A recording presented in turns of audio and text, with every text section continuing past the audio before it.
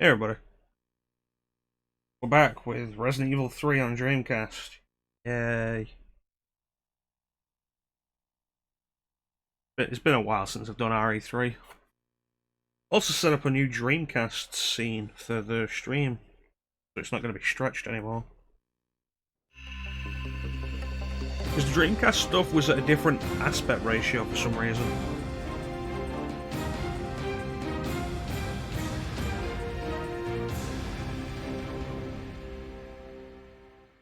So I've created a new scene for the Dreamcast and it should work out pretty well.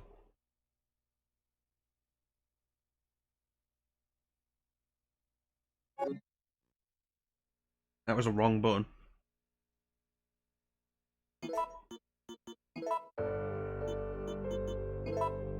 Gonna have to quit the game now.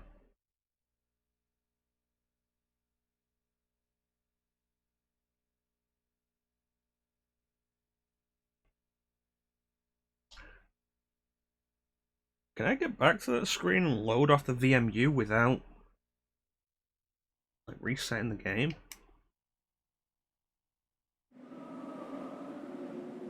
You always forget with the Dreamcast that they switched the cancel and confirm buttons around for the Resident Evil games for no reason.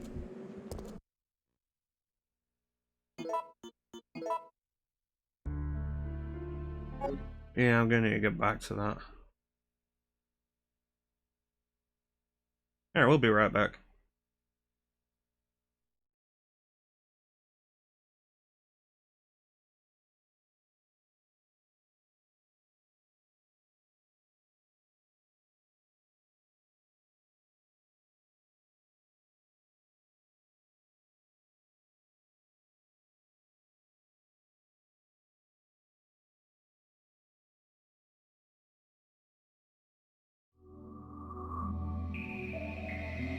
Alright, we're back.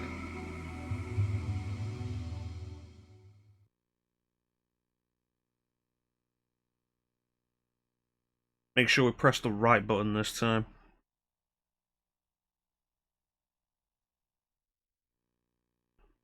The way I used to deal with it, with the cancel and confirm buttons being swapped around, RE2 on Dreamcast lets you fully customize your controls. So I just swapped them around. With RE3 and Code Veronica, what I used to do was the controller I used, the Dream Pad, the Mad Catz Dream Pad, had reprogrammable buttons. So I just programmed A and X to be the opposite.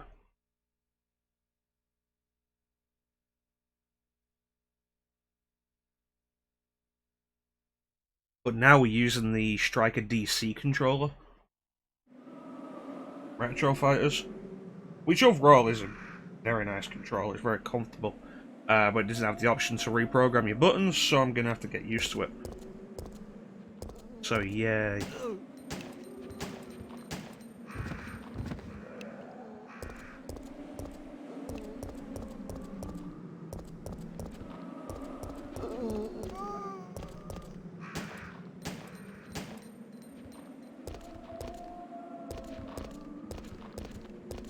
Yeah, let's get started. Hey, Chansum. How you doing, buddy?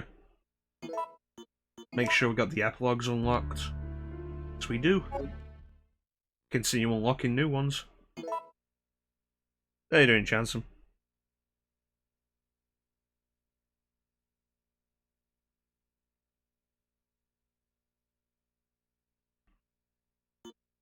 Started. Resident Evil. Alright, what costume do we choose? Oh,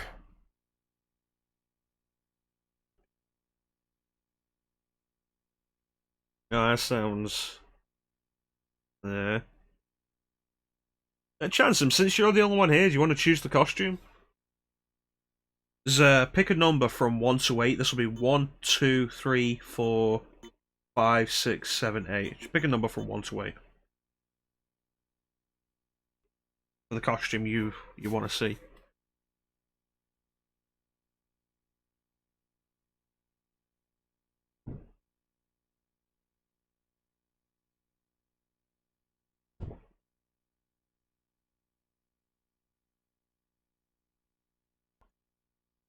So while Chansom's picking the costume, let's talk about difficulty in RE3. What if you roll a D8? You do whatever you want, man. Just, like, as long as you choose one of the costumes. Difficulty in RE3, you may have seen easy mode and hard mode. Hard mode is the standard difficulty. It's how the game is intended to be played. Easy mode... I don't think easy mode changes damage. But the main thing easy mode does that's most noticeable is you start off with the assault rifle and you get an unlimited amount of ink ribbons plus double ammo drops. And considering RE3 has double the ammo drops as standard than RE2 does, it's kind of overkill. It's the best example of Capcom not really knowing how to balance the difficulty in these games. But we're gonna play in hard mode because it's standard.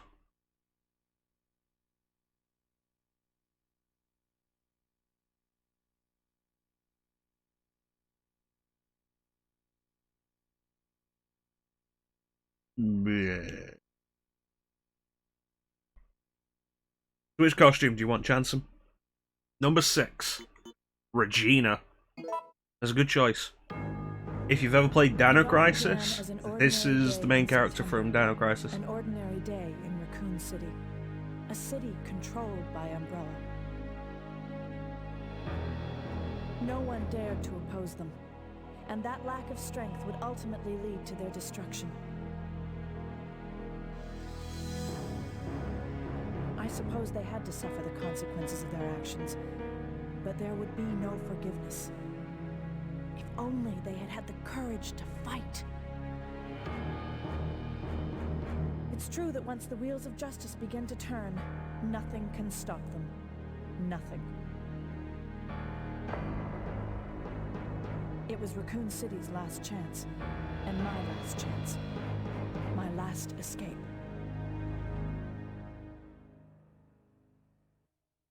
So, Chanson, you said you've never seen the Resident Evil games before? Which was why I was being quiet there, so you could hear Jill's very judgmental narration. Dino Crisis 1 I'm not overly into, honestly. I don't enjoy it. I don't think it's a very good game. It's got neat ideas, I think the execution is rather lacking. Dino Crisis 2 is a fun arcade-style shooter. In the vein of classic Resident Evil. It's interesting how well that actually works.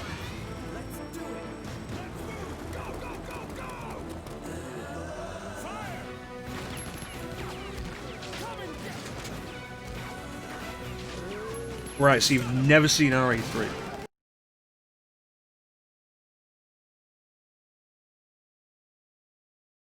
Well, that's fantastic. The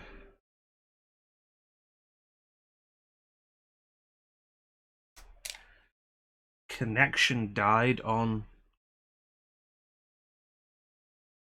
the Elgato, so that's fun. Work this out. Just bear with me a minute. Okay, it should be good.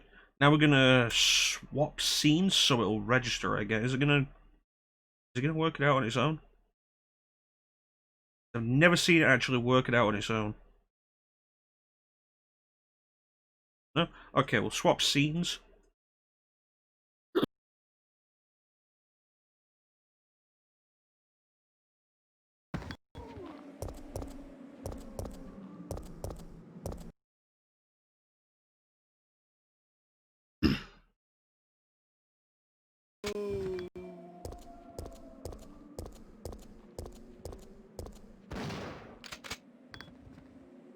Pretty sure no, Handsome. Pretty sure I don't. Move down and check everything for the Elgato. I think it was a wire problem. Don't bump the wire. Let's see, resolution is all good. It should be fine.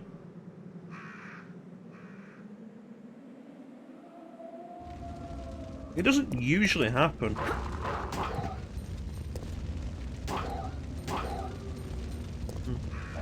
Alright, let's start again.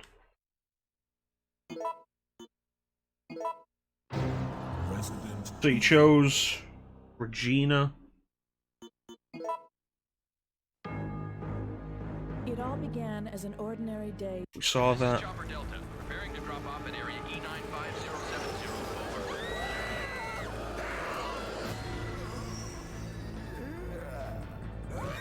What are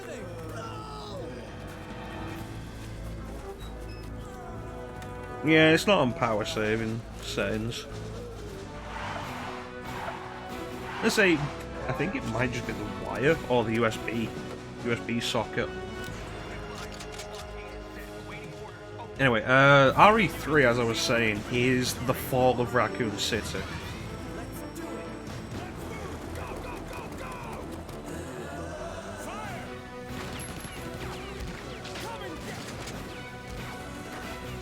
The ultimate fate of Raccoon City.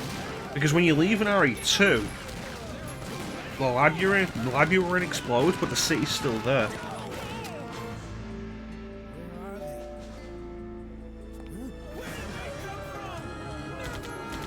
RE3 is the one that shows the ultimate fate.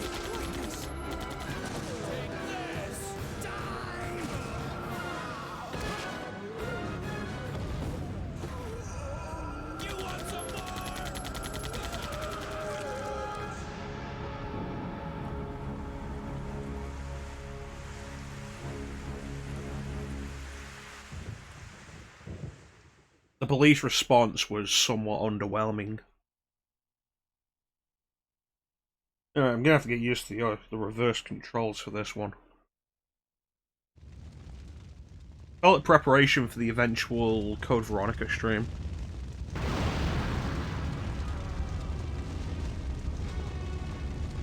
Alright, let's go.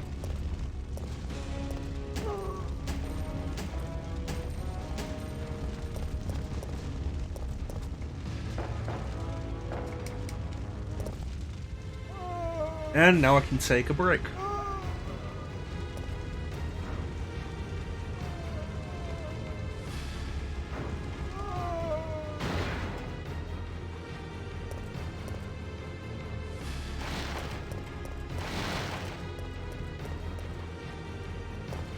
So one thing, I've said this before, but like one thing I really like about RE3...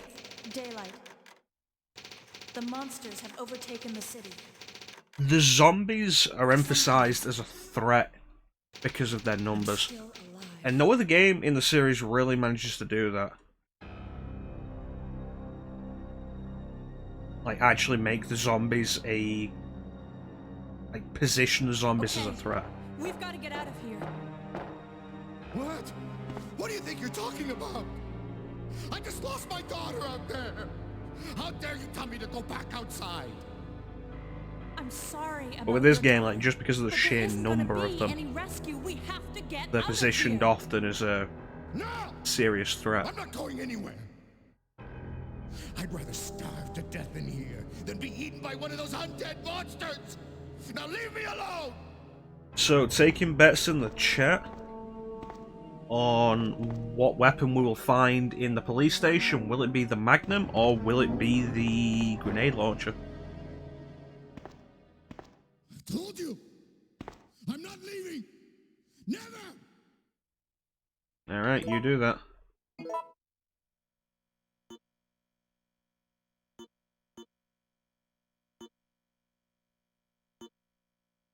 I don't get why these are the three control options.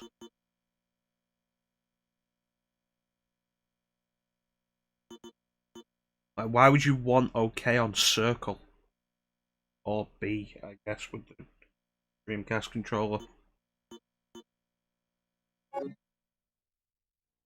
Honestly, probably Star to death. Wait, no. We make sure to turn the vibration on after last time. There it is. Monitor look okay? Probably fine. Alright, let's go.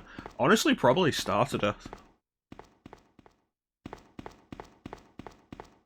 The issue with starving to death is pretty much like, can you hold out until you actually eventually starve to death?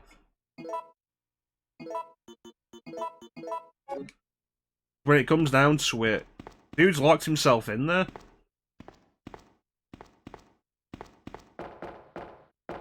But once he starts getting hungry, can he keep himself in there? Or will he come out for food? That'd be the hardest thing.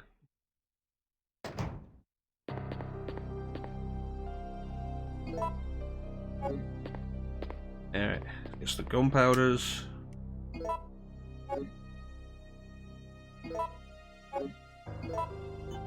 Combine the gunpowders. Make bullets. Combine the bullets.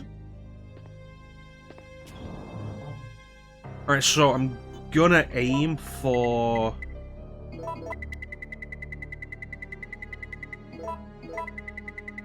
How many saves?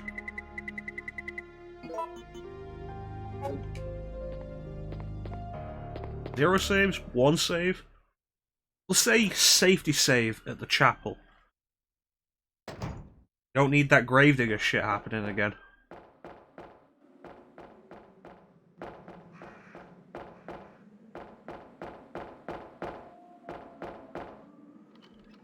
We used the warehouse key. I love the Dreamcast. It's such a cool system.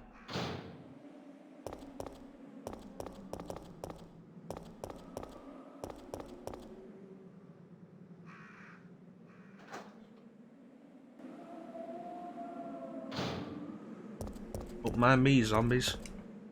Just running through downtown. I mean downtown, I mean uptown. Let me check the map. I mean uptown. I gotta make my way downtown. Gotta walk fast.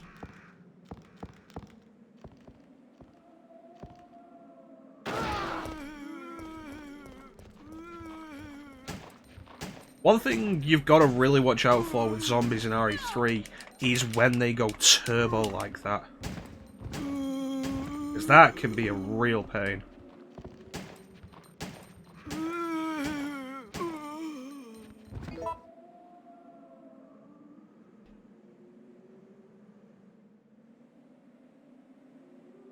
Dreamcast was in an unfortunate position as a midpoint between console generations. Nintendo has kind of taken that entire style up now of putting out their next console partway through everyone else's generation.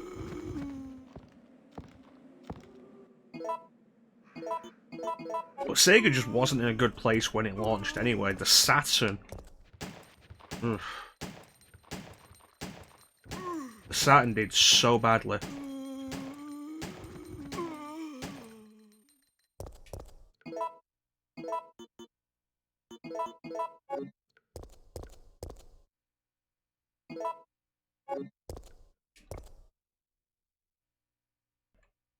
You never can tell, can you?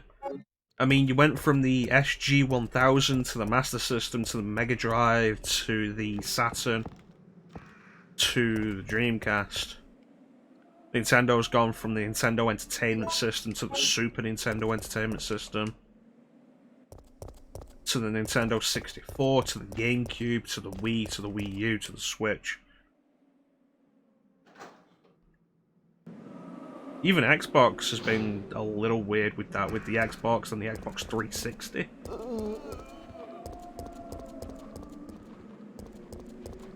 And of course the Xbox One, and now the Xbox Series X coming out. Well, that was riskier than it should have been.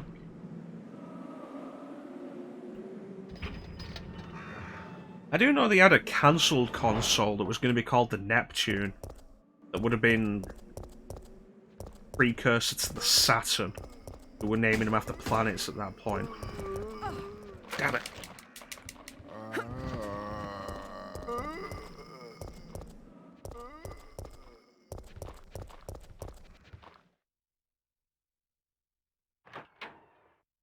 Yeah, pretty much. I mean, the PSP was just a PlayStation Portable.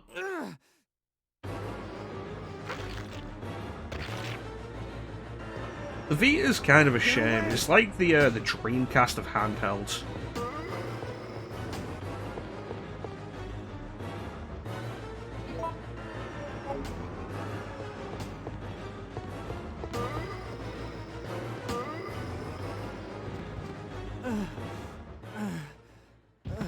So much potential and just didn't have the support it needed. Brad, hang in there. Why isn't someone doing something about this? I think after the Saturn, Sega needed the Dreamcast to be an instant success. What could they do? Listen, he's coming for us. When you look at the Dreamcast as it came out and the stuff it had for it, it kind of should have been. But like maybe people were like on its own merits, the Dreamcast should have been successful. It had the games. It was ahead of all the other systems. But like maybe people were really kind of after the Saturn. Yeah, the PSP Go. Take your PlayStation Portable on the go.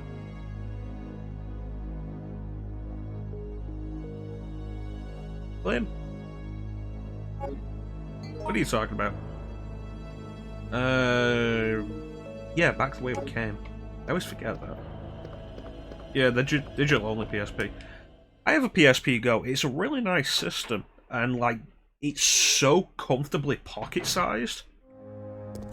It's fantastic. Like, if you ever wanted to take Persona 3 with you on the go, it's the best system for it. That's not the right way. Haha! How you doing, Clem? Yeah, the PSP Go is really nice. I would argue, like, more than almost any other... Oh, they got out fast. More than almost, like, any other system, the PSP Go was really ahead of its time.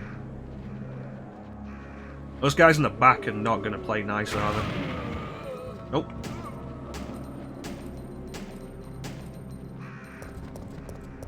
Okay, don't need to kill them because they'll despawn by the time we come back.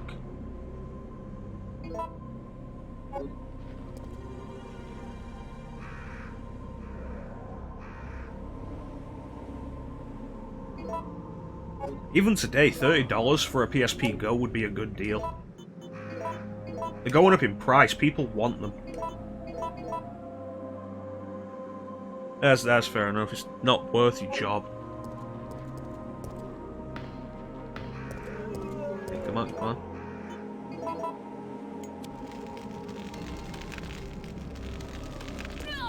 God damn it.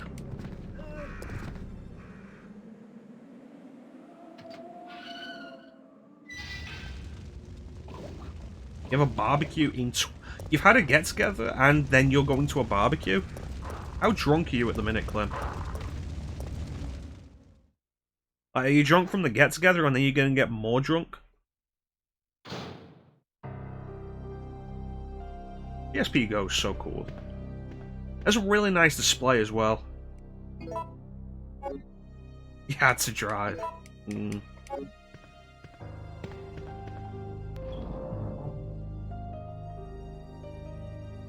Them is the designated driver.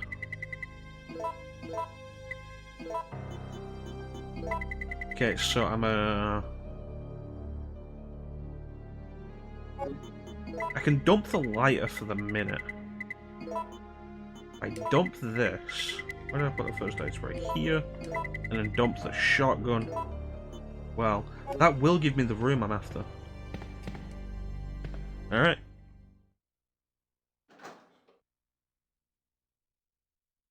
Was it fruit cider? Was it fruit flavored cider?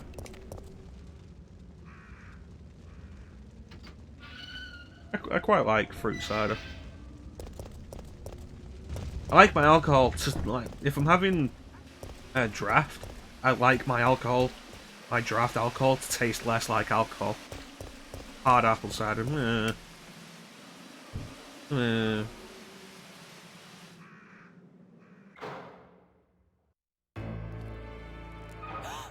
than an Apple Orchard. So it's made there. That'd be kind of interesting. Never had like homebrew stuff like that. Hey, Nemesis.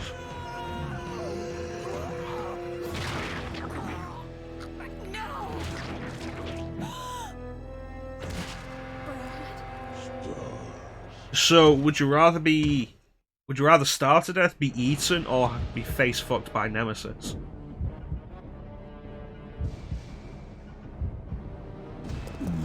Haha!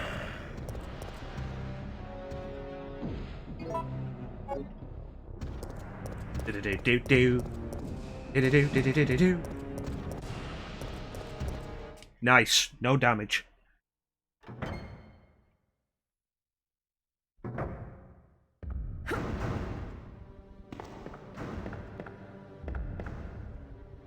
I mean, when I put it like that, how can you say no? Yeah, movie Nemesis was so tame.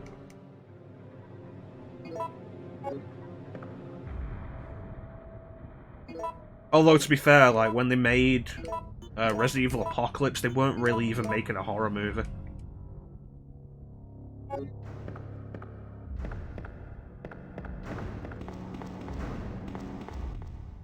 Ah, I should have looked at the card while I was doing that.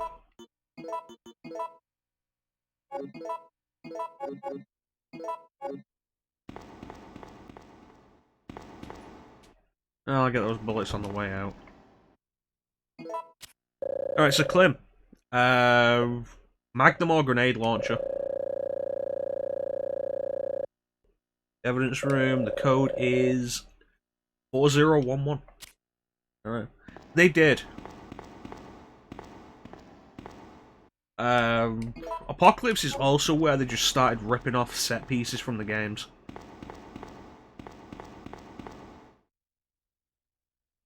Guessing. Like, which one do you think we're going to end up with?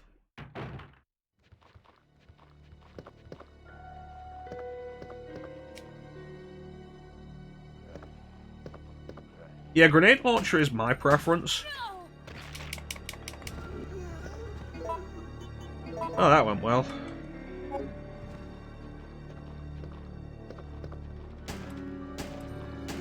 Goddamn turbo zombies.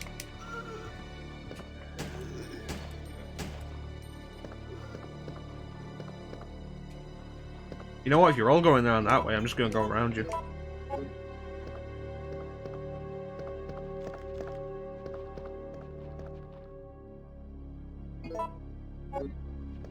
You know, it's been so long since the gem wasn't there that I'm actually kind of surprised. I'm like really stumped.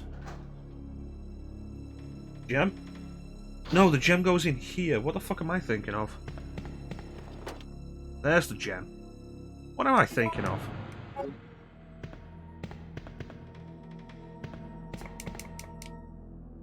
Need lockpick. Alright, 4011.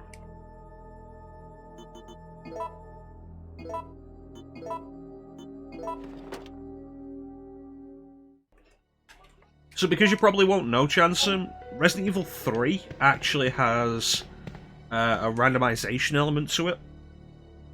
Several things can be randomized or mixed around.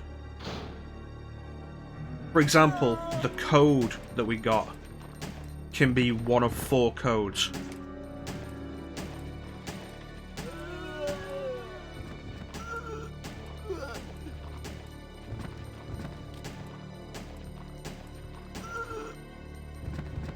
Do I even need to kill these guys? Don't they spawn on the way back? I'm pretty sure they do. Yeah, like the code can be one of 4 codes. The weapon we get up in the s.t.a.r.s office will be either the Magnum or the grenade launcher, which is why I'm saying, like, you want to guess. Let's see, throw this up here. There's several other things as we go.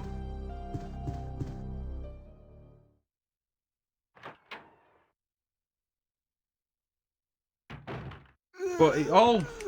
God, that guy immediately went turbo.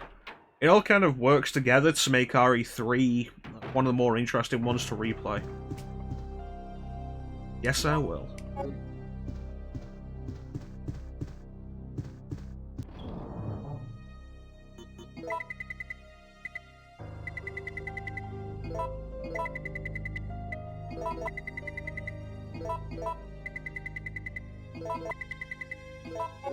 Alright. Do this. If we can get around this zombie without killing him, we'll be great.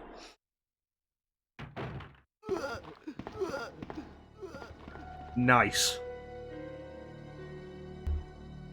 There are 3 zombies in this upstairs corridor. They can appear in one of 2 patterns. We got fat zombie down this end, that means the other 2 are down there. Which is actually less preferable because it's harder to get past them. Oh, 3. Fat zombies up here, there's only 2 down the other side.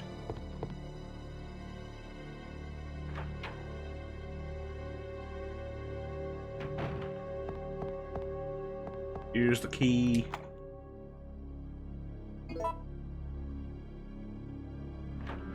Alright, so what do we get? What do we get? Clem said grenade launcher. We have grenade launcher. Nice. And of course, grab the lockpick, which is what we came here for. Handgun bullets on Barry's desk.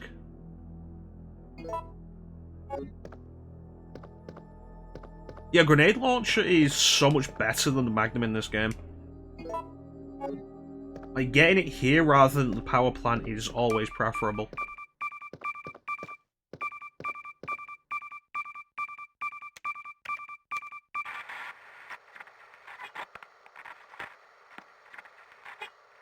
No!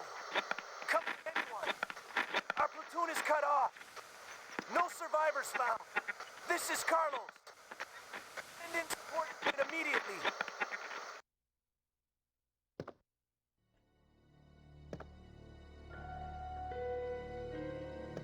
Yeah, well. But yeah, the grenade launcher is the most versatile in this game that it's ever been. You've got the standard grenade rounds, there's the flame rounds, which are pretty good, the acid rounds, which... Like RE2, the acid rounds are situational. And the freeze rounds, which are exclusive to this game, which are what you use to take out Nemesis.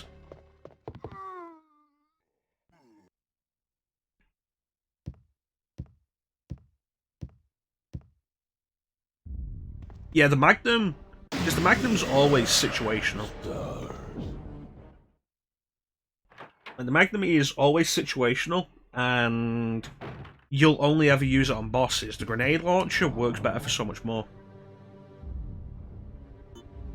You mean the mine rounds? Same colour, different purpose.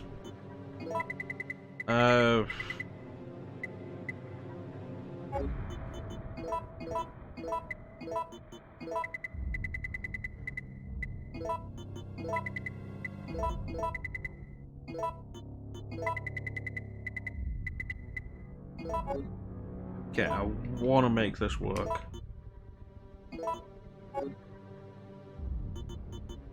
Which is acid, which is flame? It's been too long since I've done this. Flame is A plus C. Alright.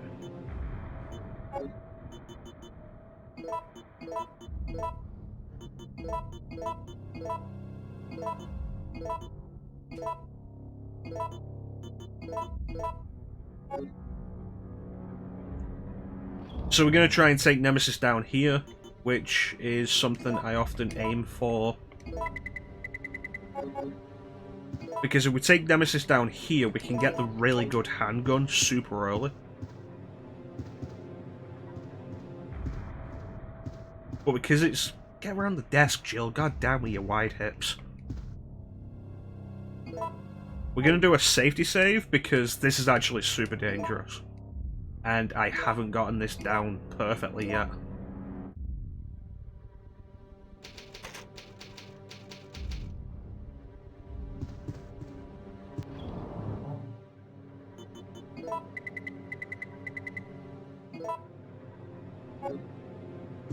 Alright.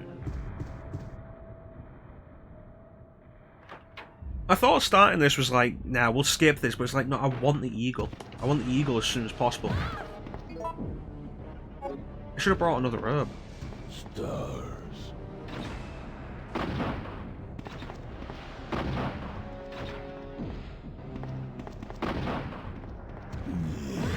Okay. Nah, there's gonna be mishaps. Can feel it already. S.t.a.r.s. This is probably gonna be a death.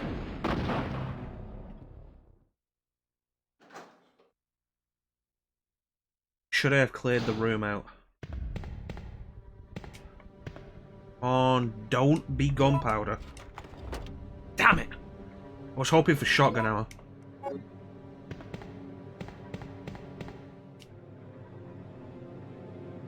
The 10 flame rounds is not going to put Nemesis down.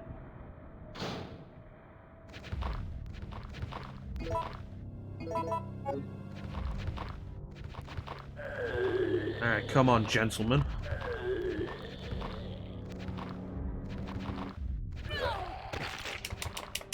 You know, I'm sure I pulled the trigger there.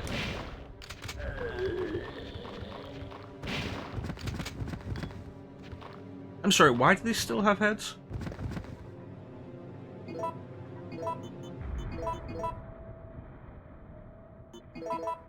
That's weird. This isn't Code Veronica.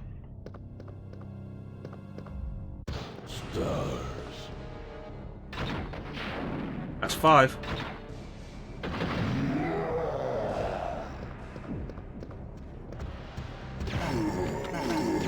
Two, 3, 4, 5, 6, 7.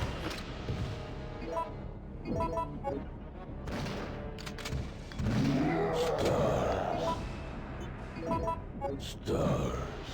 8, 9, 10. Shit. Come on, get up, Jill. Get up, get up. No, no, no, no, no, no, no, no, no, no, no.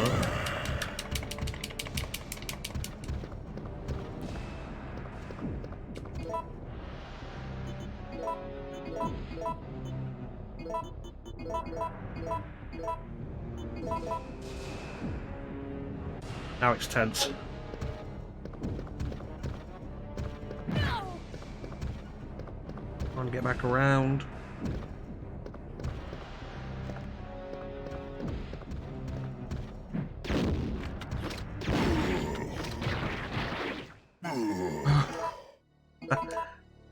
Yikes.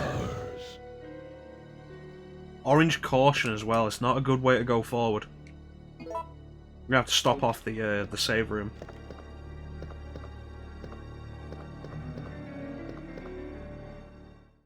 What are we dealing with? If we go forward, we are dealing with Drain Deimos before the next save room. Are we? I feel like we are.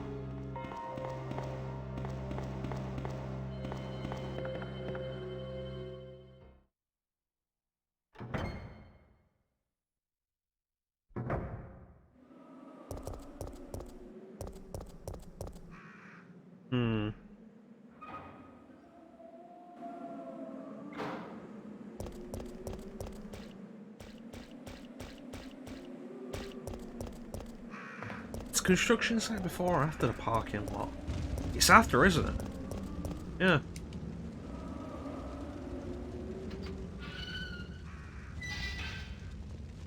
Let's quickly duck in here.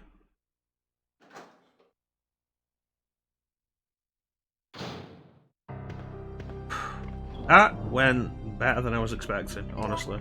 I was expecting to have to redo that.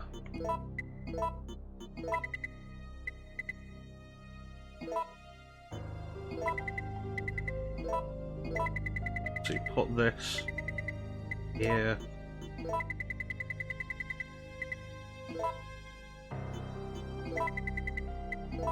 The good news with RE3 is we don't have to worry about using first aid sprays. Alright, thanks for joining us, Clem. You take care, buddy. Yeah, so in RE2, like, there's the general thought everyone has that using first aid sprays lowers your rank in every Resident Evil game. That's really only true with RE2. Possibly with Code Veronica as well, I don't remember and I don't care enough to check. RE1 doesn't lower your rank for first aid sprays. RE3 doesn't lower your rank specifically for first aid sprays, it lowers your rank for healing. Which is a pain.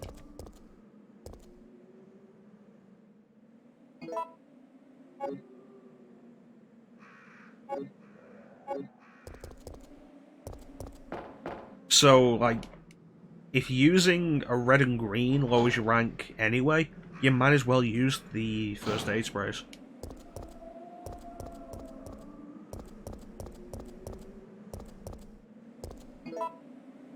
Yeah, we got room. We're coming up to a save room.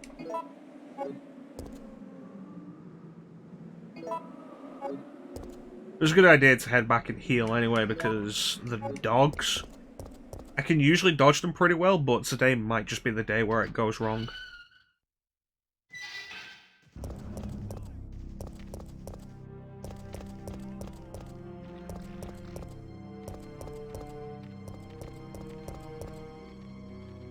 Come on, check in. What do you got? What do you got? B. Alright. Nice. I love how smoothly RE3 controls. It feels so much easier to dodge stuff than it does in RE2.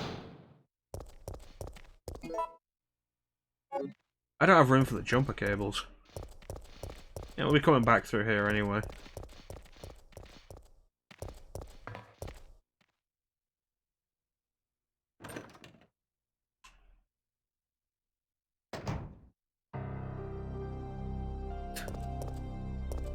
No face cam today, Sina. How you doing, buddy?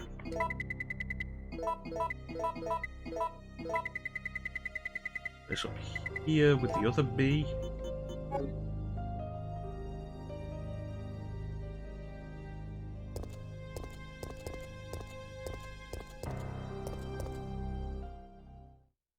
Been keeping busy then.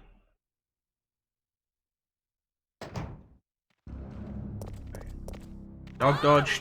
Damn it. Here's the construction site.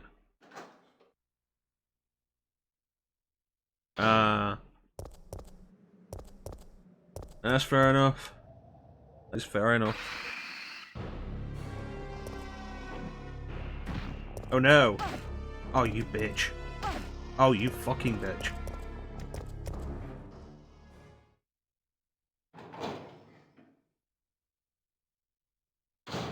Alright, left door. Let's go right. Scum! We'll be back here, so we'll leave those herbs anyway. Because I'm not sure if the gunpowder is going to turn up in the restaurant.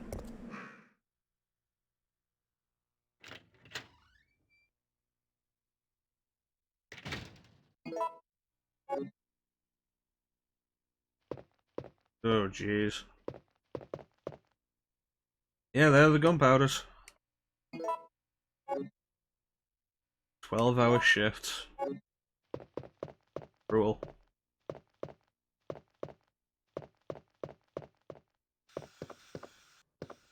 Good thing I didn't put the lockpick away.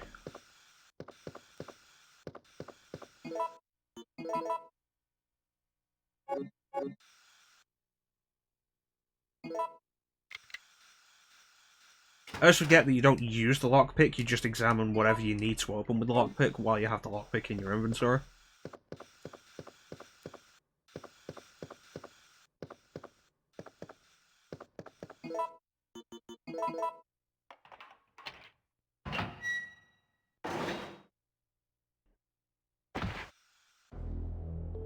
What's that? Talking down, for I'm like no 11 zombie. 11 My name's hours out of the Carlos. day is Corporal of bullshit. Umbrella's Like, not biohazard counting your countermeasure breaks and your force. lunch. What's your name? Talking for 11 Sure. hours out of the day is Did bullshit. you just say you belong to Umbrella's army? Yeah. We came all the way out here to save you civilians. But the mission went bad the minute we landed.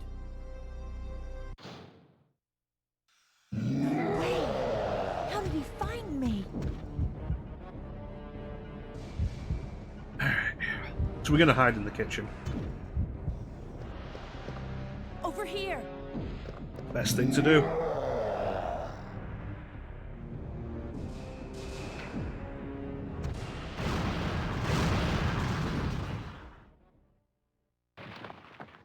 Are you crazy? You could have barbecued both of us. Yeah, it's fine, Carlos. So now we have to hurry up, because Nemesis will get up if we don't get out of the kitchen in time.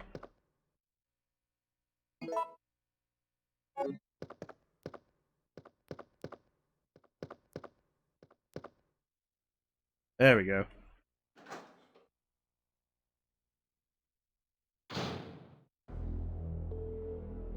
I need to ask you something. Yeah, Why I did can believe Umbrella that. send your team here? Our mission is to rescue the civilians. How kind of you. Considering Umbrella caused all this in the first place, those liars!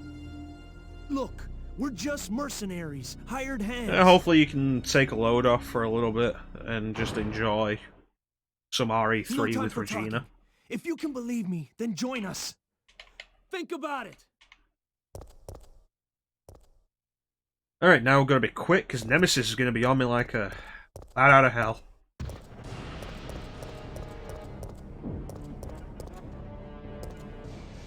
It's weird, he usually charges at me out of there.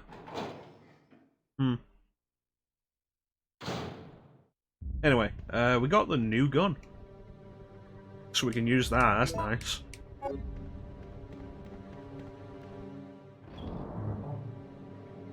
How's GTA 5 going for you, Sana? Dump the A's there. And put the lockpick away, but keep it down here where I can see it. Grab the shotgun.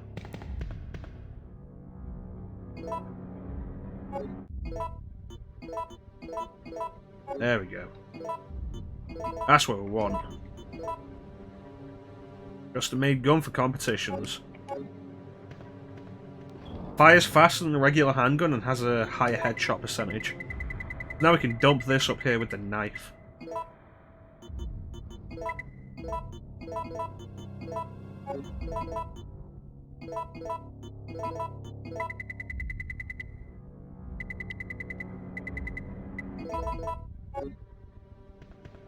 Alright.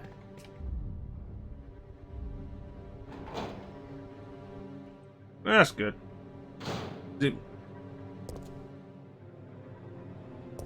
Not around, and that's bothering me.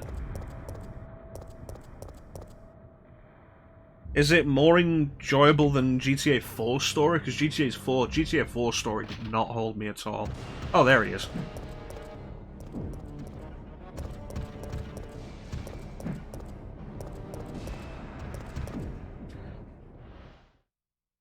VIP is a special rank amongst chat that I give to people who come into the stream often enough as a show of appreciation. You never played GTA 4?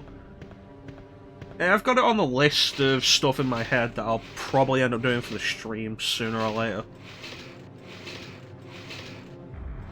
Yeah. There's a few benefits of VIP, none of them really mean anything. Like, if I put sub-only chat on, you'll be able to talk in sub-only without actually being subscribed. But I'm not going to put sub-only chat on, because I don't see the point of that.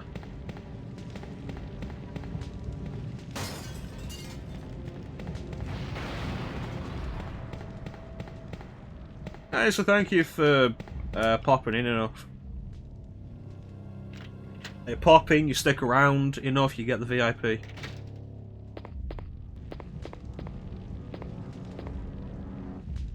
No zombies here, that's kind of a bother.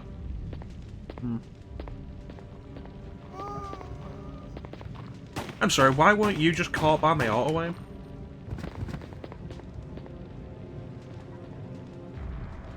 Pick up the jewel, Jill. I didn't get the other jewel, I need to go back to the box for it.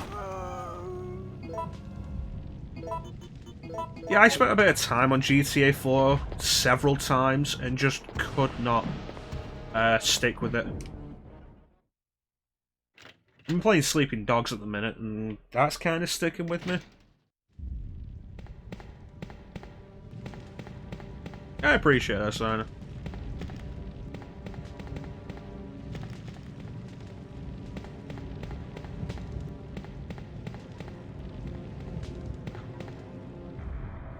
I hope Nemesis doesn't jump through the window again.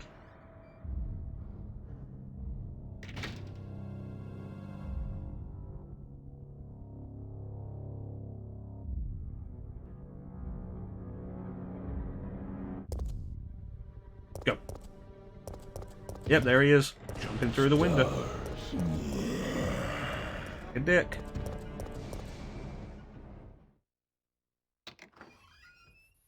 Ah, you have been sticking around for a while, haven't you? How many points is that? It's 5,000. Jeez. A full playthrough of Mystic Quest was 100,000.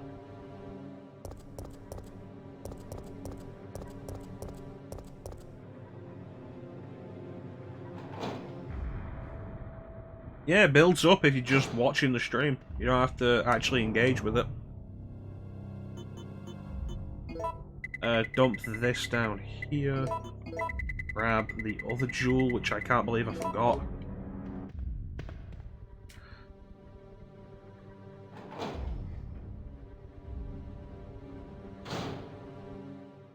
Mystic Quest isn't necessarily a bad game.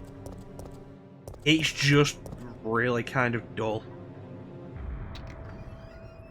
Square thought, oh, maybe Final Fantasy games aren't selling that well in the West because Western gamers don't understand JRPGs.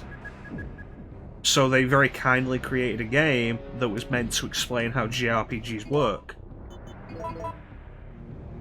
And that was Mystic Quest, the RPG for idiots. It's got some decent music, some nice animations. It's worth noting that everything wrong with Mystic Quest is a design decision.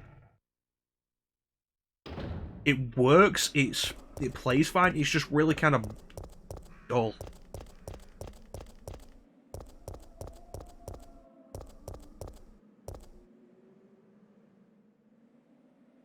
Yeah, the battle screen had like a life bar because, you know, numbers are too difficult for us stupid Westerners.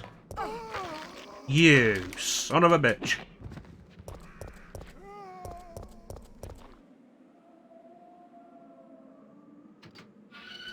Oh, that's more like a Dragon Quest.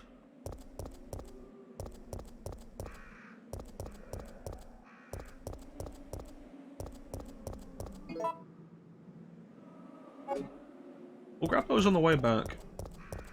Yeah, the front on's more like Dragon Quest, like a traditional JRPG. I think Final Fantasy was the first one that did the side-on.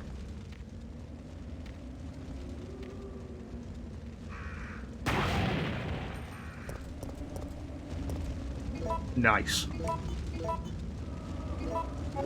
Yeah, Dragon Quest is very old school. There's also a lot of grinding for it. Like, Teek's been going through Dragon Quest and Final Fantasy on his stream for months now. And doing one alternating to the other series. Like, he just finished Dragon Quest 4. From the rescue team, right? I just ran into your teammate. So now he's doing Final Fantasy 4. And it's like, Dragon Quest can be enjoyable, but it's not. I'd never play any of the games more than once because of the ridiculous amount of grinding required. I'm wondering if that might have changed with 11, but I've not started 11 yet. Wounded back there? Parasite Eve's a solid game. One day I'll actually go through it all the way. Oh, this looks bad. They're coming. Get ready. Fire. One day. Fire. Stay together. It's a shame it was never released in Calm Europe. down. You're safe now. Everything is gonna be okay.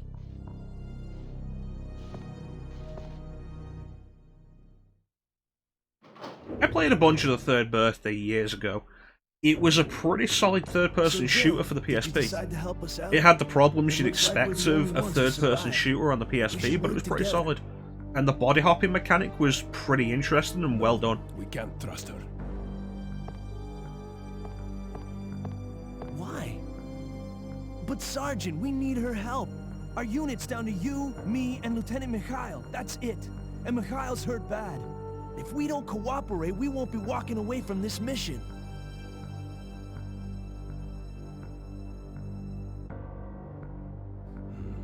Fine. Then let's go over our plan. We're moving to the clock tower area, which is the designated landing zone for... Oh, if you're playing Third Birthday for Aya Bray, you are Once we not going to get be there happy. and give the signal, the chopper will fly in and pull us out. Unless you're playing Third Birthday for Aya That's a Bray lot of fan ground to service, cover. then you'll be happy. I don't think we can make it on foot. The main problem we have is that the landing zone is cut off from here by the fire.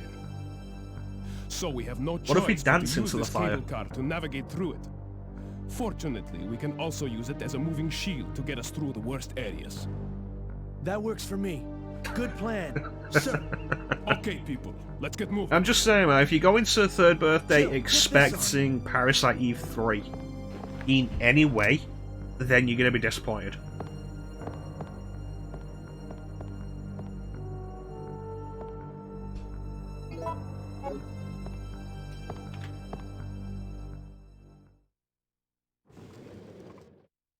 PSP was capable of some damn good CG.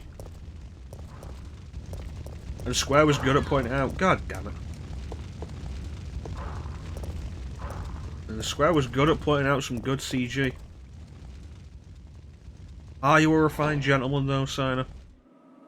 Are you? Let me turn around. I'm sure there's ammo on that dude.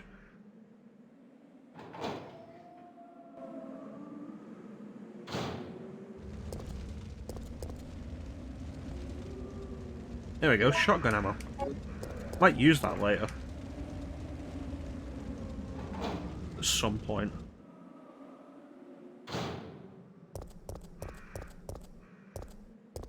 Okay, if I grab one of these. Because my big concern is, what if the 3 gunpowders show up at the gas station? Then I've got a problem.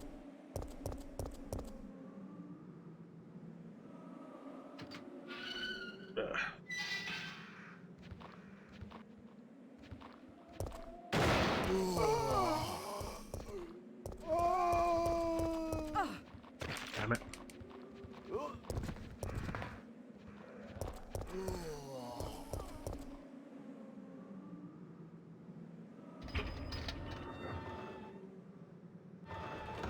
I need to get around to doing s.t.a.r.s. Because I want to do s.t.a.r.s before we do Crisis Core on stream.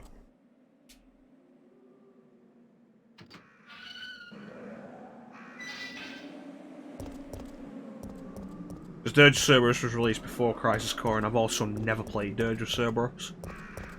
Okay, so the herbs aren't here, that's good.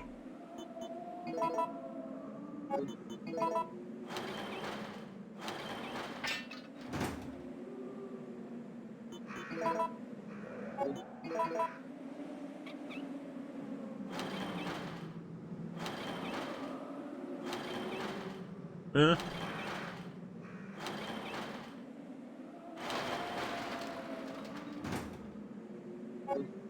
I've heard a lot of mixed things about Dirge over the years, and Bane will say that it's better than I've heard.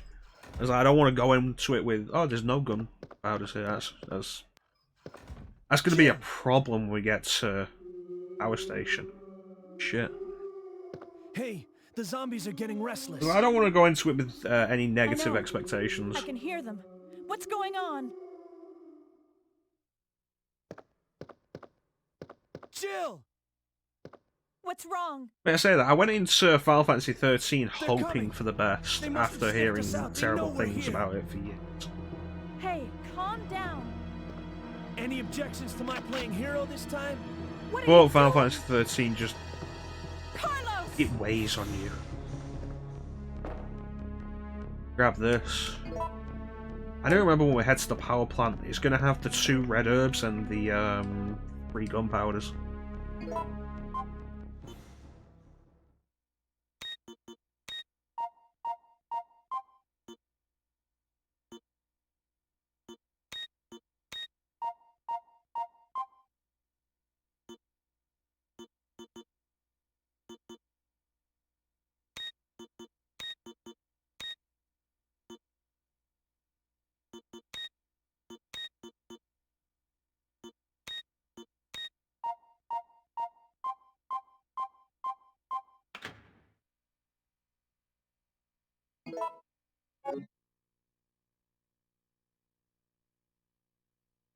You don't think I like Dirge of Cerberus? How you doing, Bane?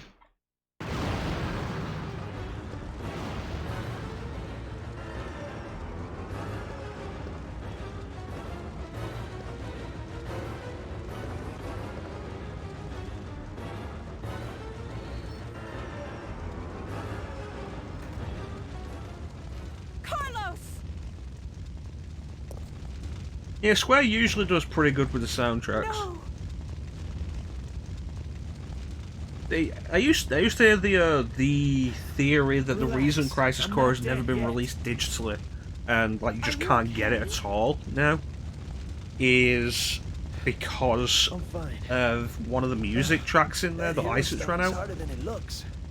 My thought now is that it's because of Gact. Because they used Gact's likeness for Genesis.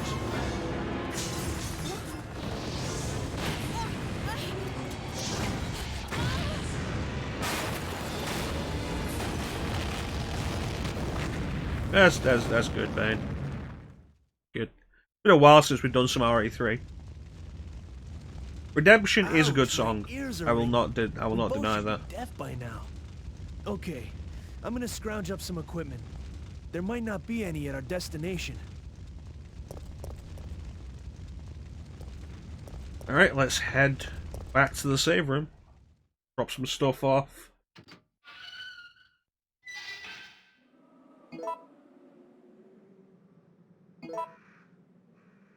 Okay, I think I know what we're doing.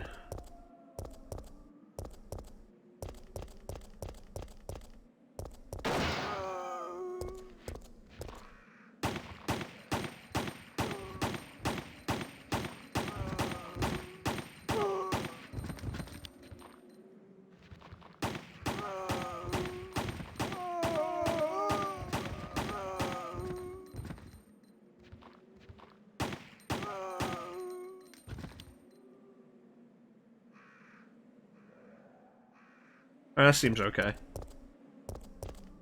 Gerbs aren't here either, jeez. This has been a weird playthrough today for the randomization. Take the book.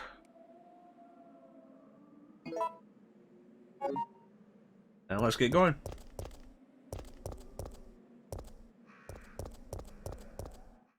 Yeah, I'm curious about that, Bane. You don't think I like Dirge of Cerberus because you've watched me play games for the last 16 months? There's an interesting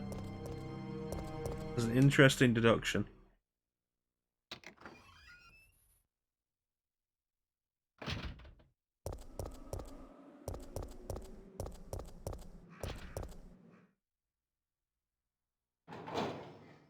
Is there anything I need right now? Be a good idea to hold on to the wrench.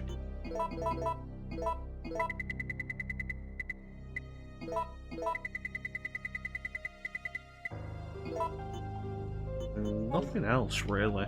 Alright.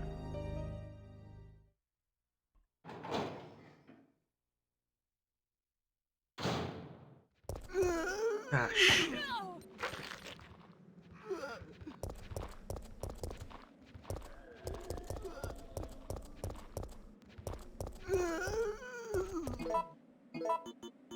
Completely forgot the zombies spawn in there again because of Carlos.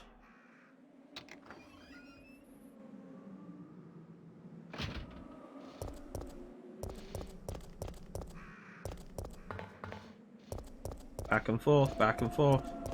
Oh yeah, the vote for Code Veronica is live now. If anybody wants to vote on it.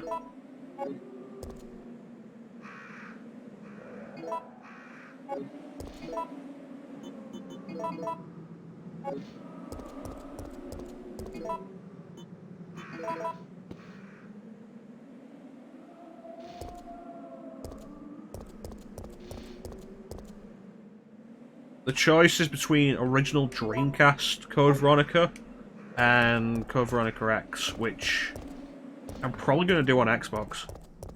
You voted? Thank you, Chanson.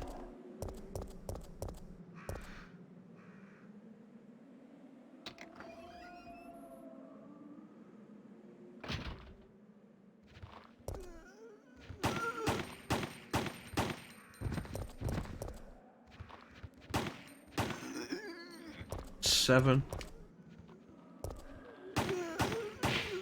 Oof. 15.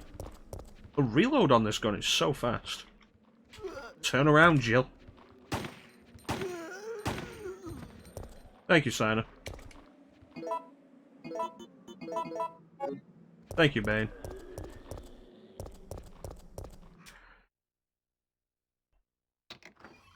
Leave that up for a little while. We're gonna do Code Veronica after I finish up. Oh, it's dogs this time. After I finish up the Arkham games that I'm playing. We're doing Arkham City at the minute. I'm unsure whether we're going to take that further and do Origins. And, like, maybe Night. We'll see. I'm gonna head this way. I should take the shotgun.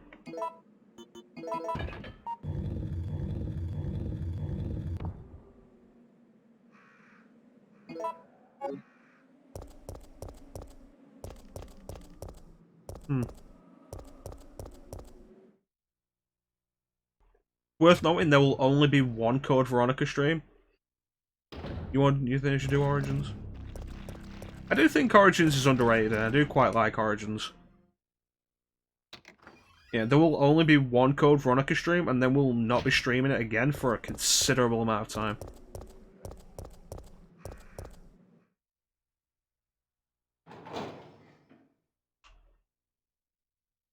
And of course, after we finish Twilight Princess, we're going to be going back into Digital Devil Saga with DDS 2.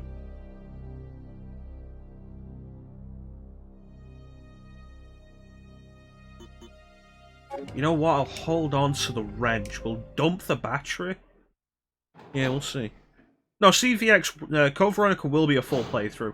There will not be. It won't be a game we'll be doing again though. It's like I do RE2, I do RE3. I do them every now and then. Not as often as I used to, but I've done them a bunch. I'm not going to be doing Code Veronica again for like a considerable amount of time. If we do it again. But it will be a full playthrough.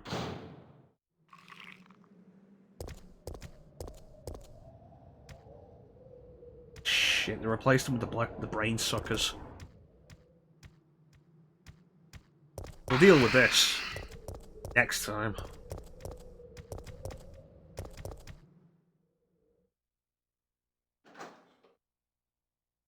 Go for on. No. Can't make me.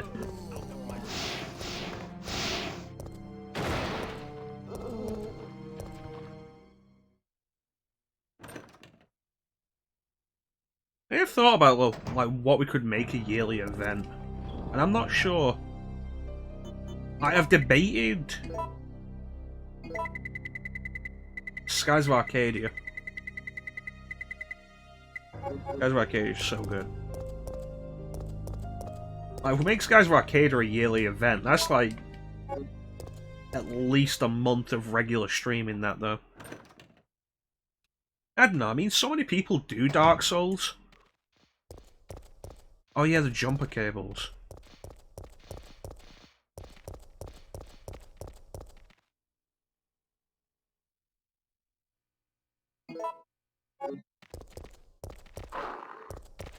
I feel like before we go back to before we do the original Dark Souls again, I feel like we should do the rest of the series.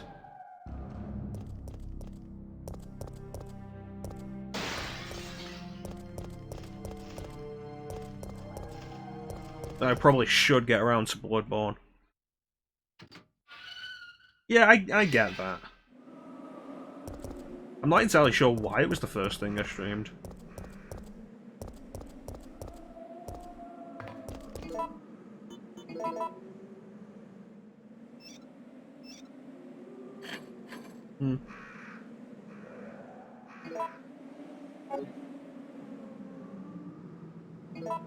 Alright, space.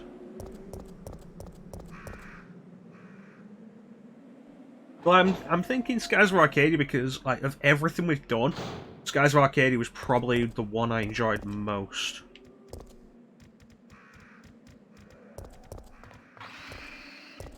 one. There we go. That could have been worse.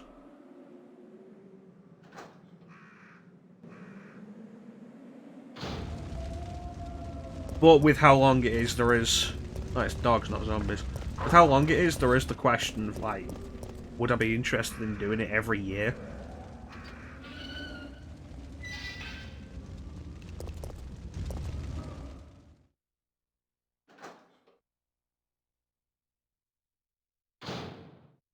Or do we need anything? Alright. So, we have another option coming up.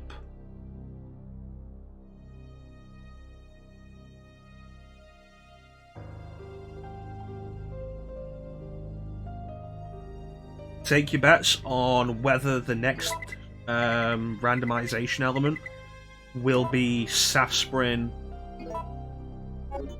Adravil, or Aquacure.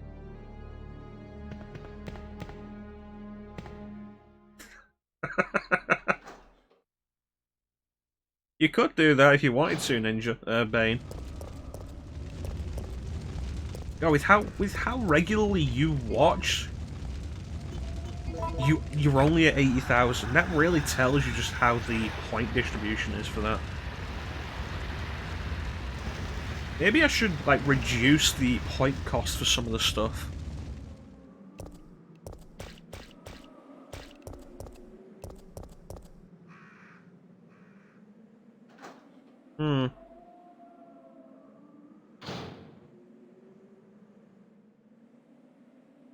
Alright, so Bane's saying Adravil.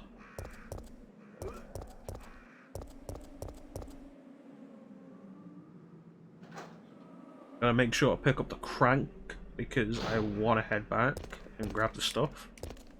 Oh, it's just drain. No, is it? I think it's brain suckers actually. Yeah, it's a brain sucker. God damn.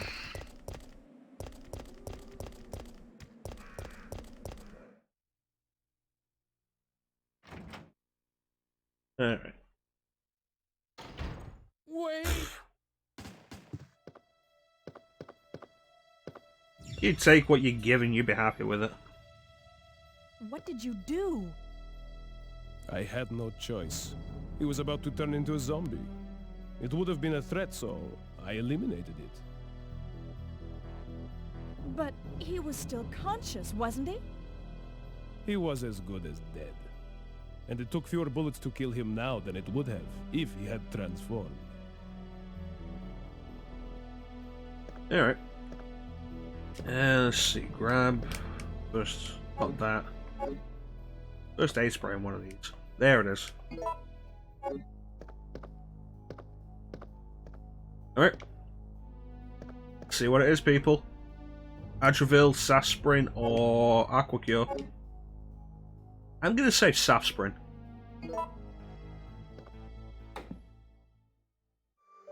Yeah! Safsprin.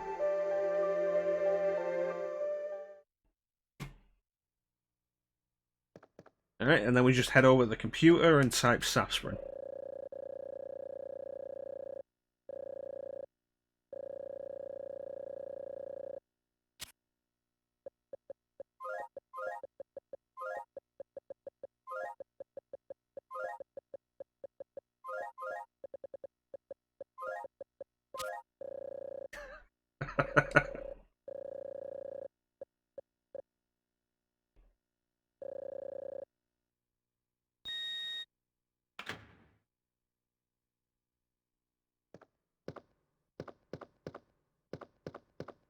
Speaking of Dark Souls, though, we should at some point get to doing Bloodborne.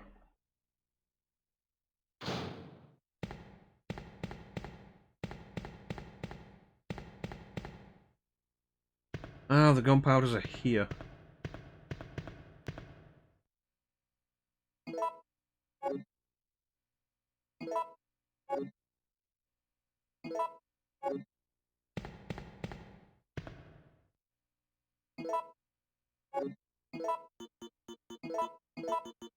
Ah.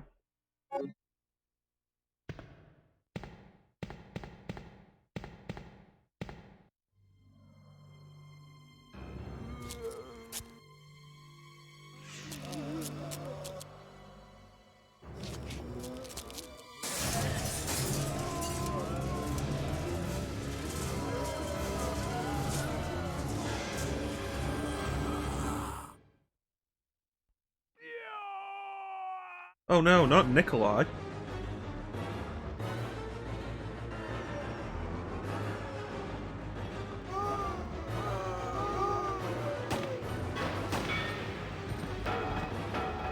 Okay. Well, that went poorly. Well, that went even worse.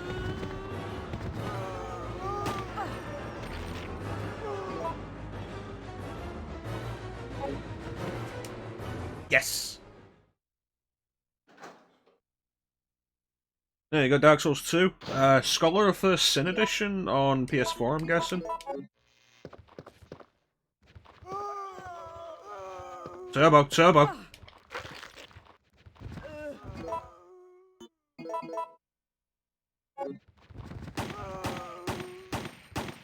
Go, go, go, go, go, go, go. Damn it, Jill, get around the table, you fat ass.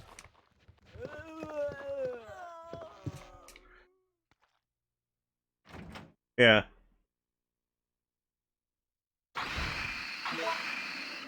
This is gonna go poorly.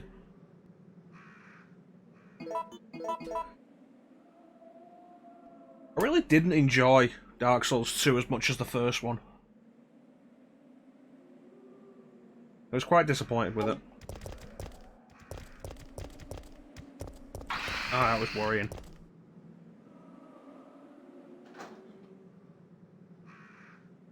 Oh, you have the Dark Souls 2 as well, Chanson?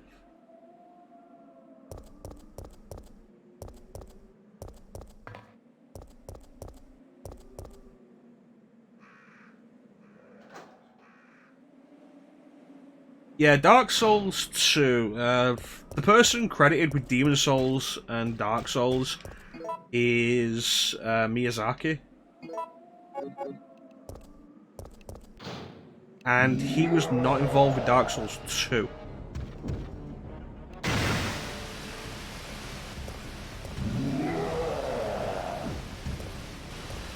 I don't think he was involved in all of Dark Souls 3. Because he was doing Bloodborne at the time. You only did Demon Souls last month, that's fair enough. Yeah, I don't think he was involved with all of Dark Souls 3. Put that up here.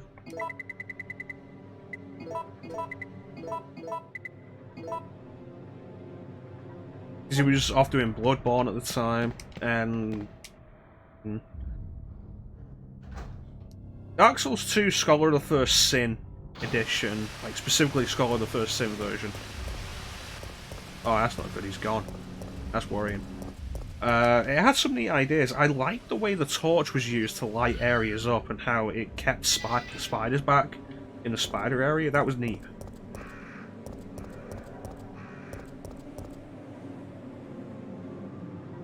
Being able to walk from the start and having a game designed around that, I think, was a bad idea. It led to the entire world being so much less memorable. Ah, shit. And a zombie?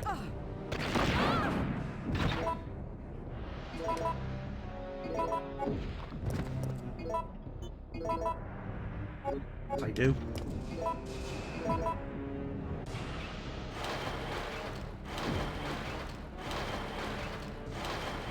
I'm gonna have to circle round back for these.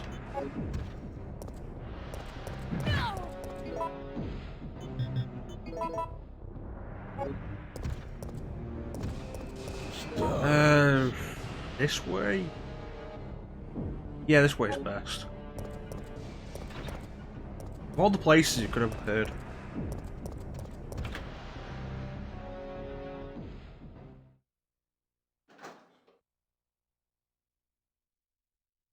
I don't remember the specific circumstances during that.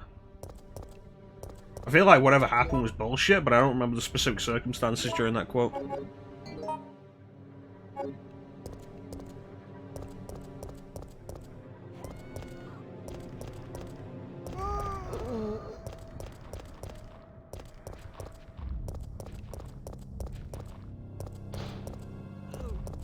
That woman ran so much faster than we did.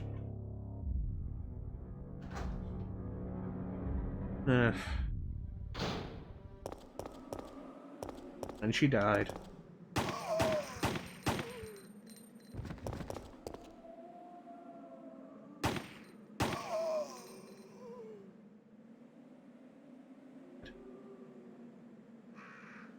How you doing, Teak?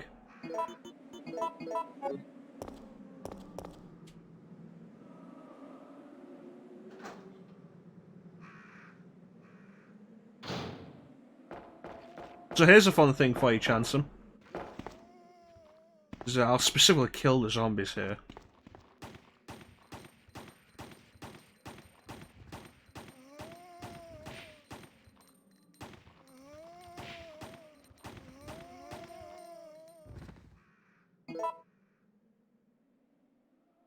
Boss fight in the forest area, that would have been in the Forbidden Forest, I think is what they call it. Yeah, that guy who, well, he'd rather starve to death than get eaten by those monsters. Yeah, Callie Demos. I never remember the names in Wind Waker because they didn't put the boss subtitles on.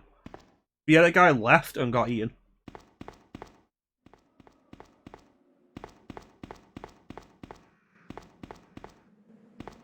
It's like, I'm glad Twilight Princess brought the boss subtitles back.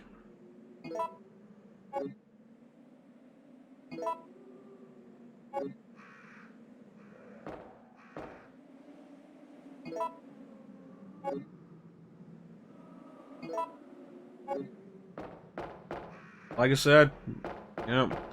Given the choice between starving to death and getting eaten by the monsters, if you're going to choose to starve to death, you're going to need the willpower to stay. Stay in one place so you will actually starve. Yeah, I know you're not really with Zelda thing. It's okay.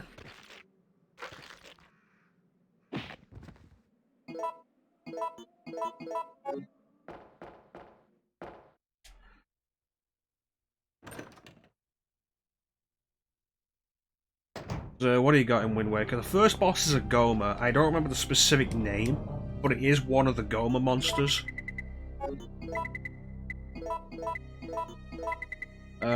Second boss is Callie Demos. Third boss is the Bongo Bongo copy.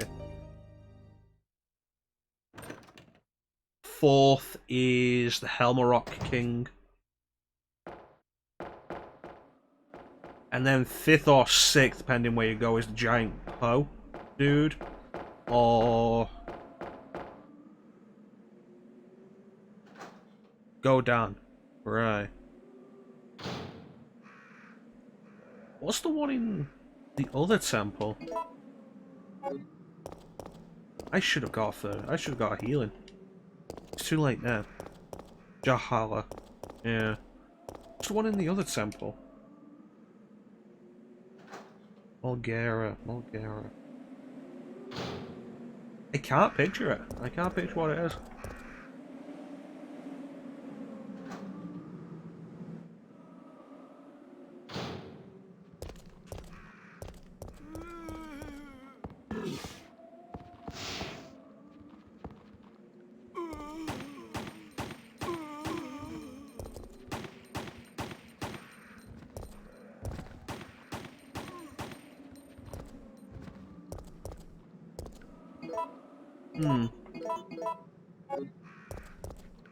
Because the ghost one is the one you fight in the temple you take. A minute ago I was confident it's the temple you take Medley to, and now I'm just really not.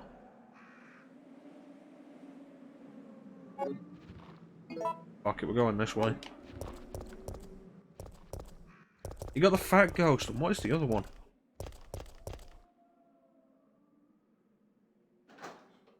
I can't picture it at all.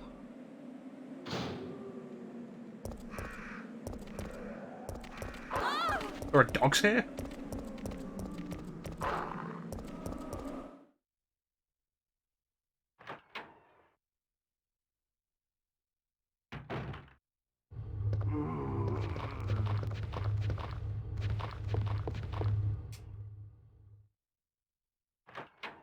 I really can't picture it. This is gonna bother me. I need to look into this. Give me a minute.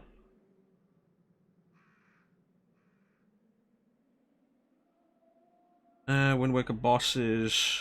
Mulgara. What is Mulgara? Oh, Goma is just called Goma, apparently, in Wind Waker.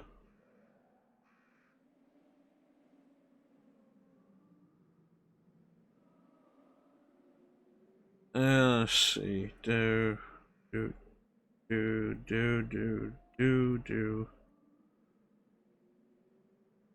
Go. Goma.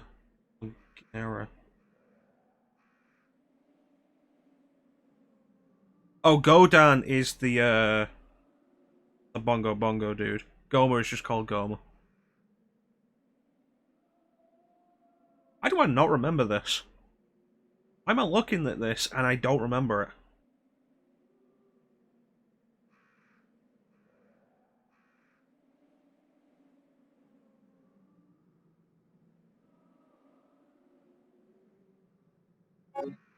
Hmm.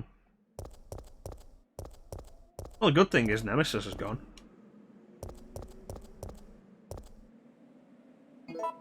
Is that okay? Use the hook shot to grab its tongue. I remember that. I just don't remember most of anything about the rest of the boss. Jeez.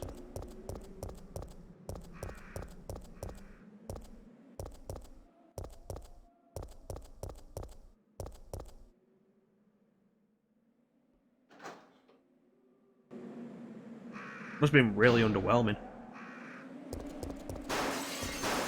Okay, run now. No, don't get caught on the bodies. That was almost nasty.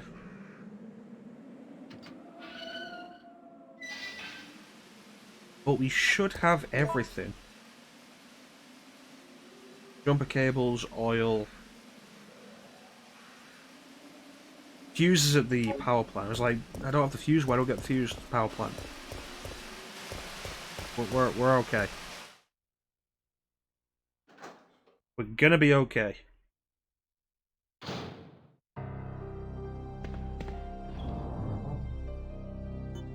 But yeah, Wind Waker's entire problem with that is just largely because they took away the boss subtitles, so like, how am I expected to remember them? How am I expected to even know them? It's like when you get to Ocarina and Majora's Mask, I remember most of the boss names because you had Tattle and Navi to tell you them.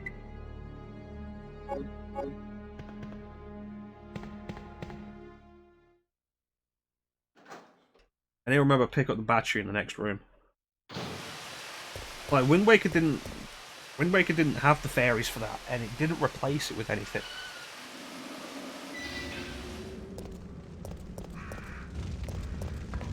And it also didn't have boss subtitles, so like in Ocarina, boss order is Goma, King Dodongo,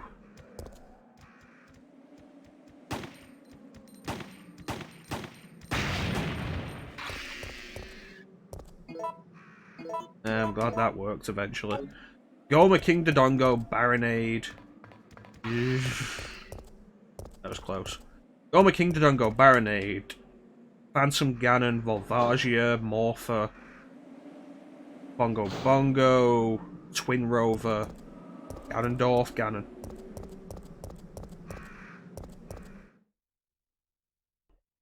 Majora's Mask, it's Odalwa. I always say Odwalla. It's Odalwa. Got Georg, Twin Mold, Majora's Mask, Majora's Incarnation. Either Incarnation or Incantation, I can't remember which. And Majora's Wrath. Alright, thanks for joining us, Sina. You take care, buddy. Catch you next time. Which will probably be Tuesday.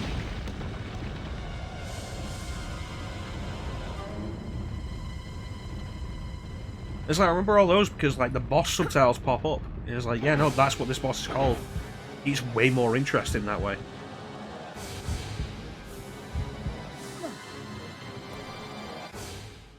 Hell, I think the boss subtitle is one of the big things that really helps build up to Ganon in Ocarina.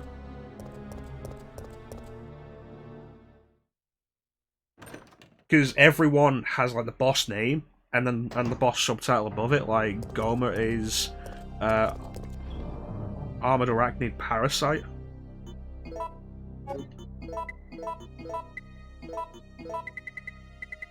Battery, that should be good. And of course, you know, like Ganondorf is Great King of Evil. And they all have the subtitles, but then you get to Ganon, it's just Ganon. And it's one of the coolest parts.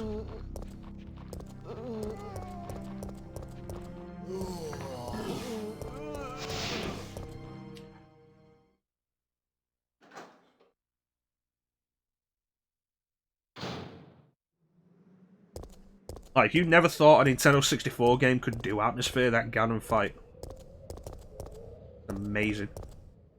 Where are they? They despawn? I don't think I've ever seen that happen. It's actually kind of a shame with the 3DS version, because they cranked the brightness up. The lighting is too bright in that fight. Which is a shame, because in the original fight...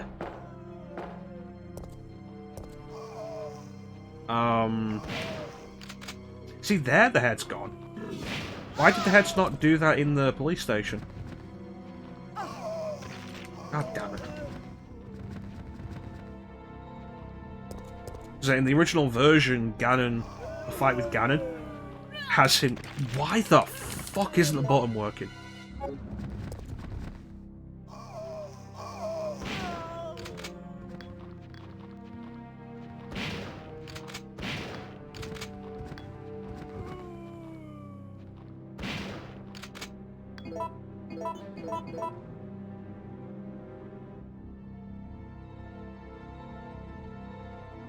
Yeah, in the original Ocarina of Time, the fight with Ganon happens with Ganon almost entirely in shadow. And the only time you see Ganon completely is when the lightning strikes. And it's awesome. The brightness cranked up on the 3DS version, just... You can see all of Ganon. And it's way less intimidating. Kind of a shame. My only real complaint with the 3DS version, honestly.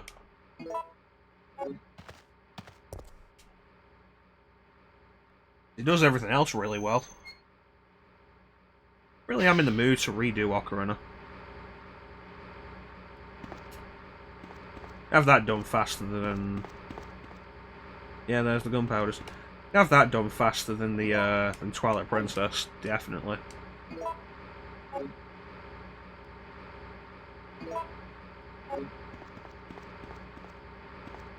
Alright, I need to turn this on first, don't I?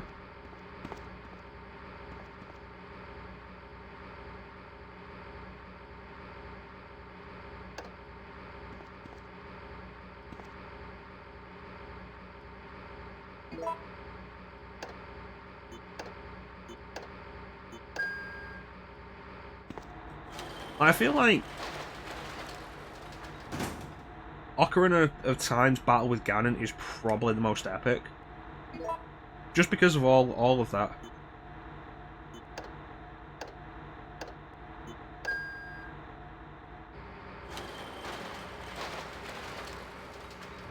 Wind Waker's fight with Ganondorf is pretty cool, but I feel like its mechanics kind of let it down.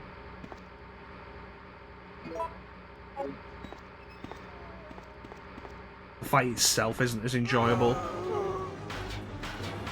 Twilight Princess probably just has too many phases.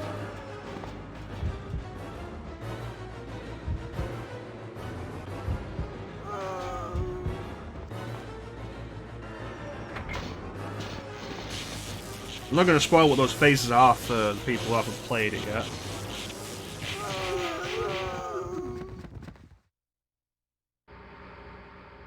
Well, I think in total there's like 4 phases to the Ganon fight in Twilight Princess. And you could argue that Ganon being the last boss is a spoiler. As we said previously, they stopped trying to hide that. They have Ganondorf on the box art in Twilight Princess HD.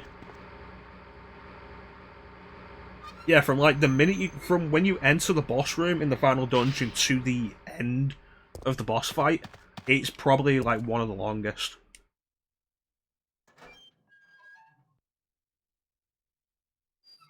Probably is the longest.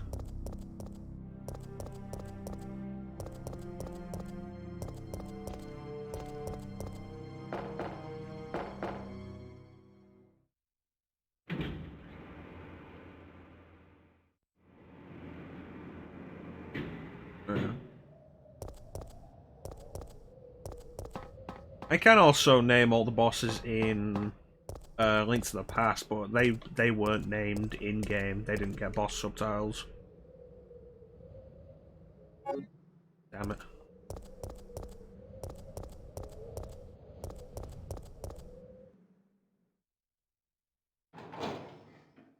You know, I could agree with you there, Teak, but so was Twilight Princess Sheik. And Twilight Princess Sheik wasn't real.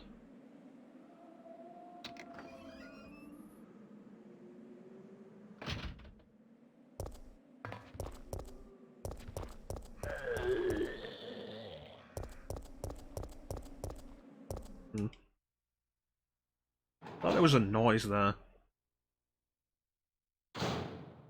Anyway, let's sort this out.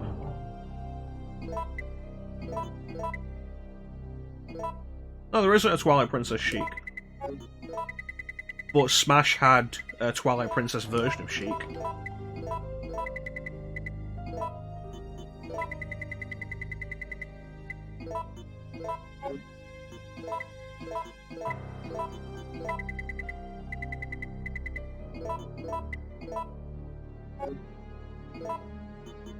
Okay, combine these.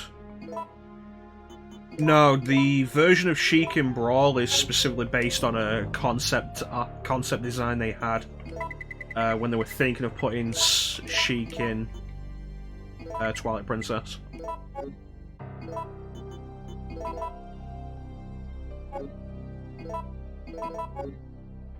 They never ended up putting Sheik in Twilight Princess, but the Brawl design is based on that.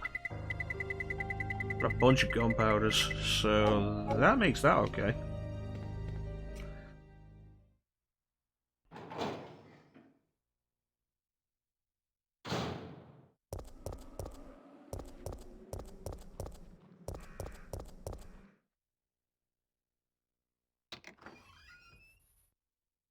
Yeah.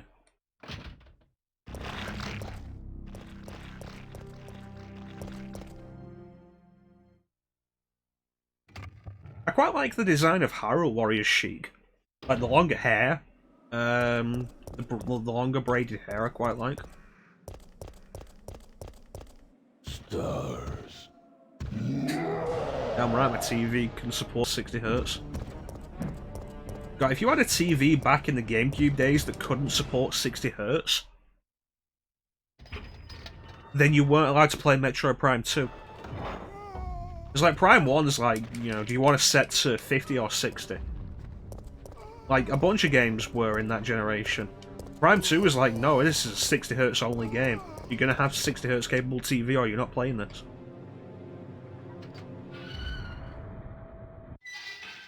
Oh god, I hope I don't die here.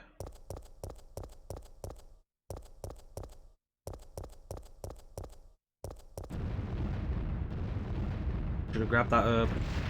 May I have grabbed that herb?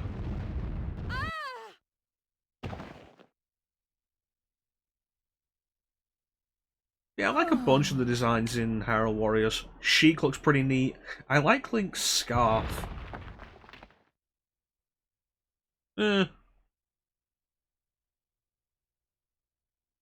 Impa, I'm not sure about that one strand of hair Impa has that just hangs down her face. It feels weird and out of place. It feels like a very anime design. I'm just going...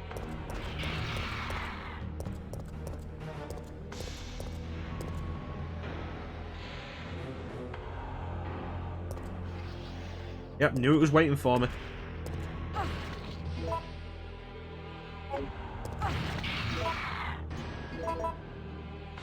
God damn it. For killing her. Come on.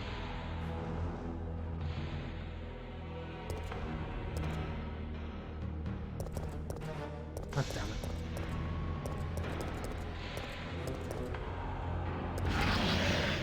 Okay, make the move. Make the move. Oh, this is gonna go nasty. Can't believe that went actually kind of well. Whew. Probably how she got the scar. I like a bunch of what Hyrule Warriors does with some of the designs. I like the scarf for Link. I don't think Link should always have a scarf, but I think it would be a good idea if like future Zelda games took the idea of the scarf and like applied something like it to every Link, so every Link has a distinctive visual cue. I think that'd be neat.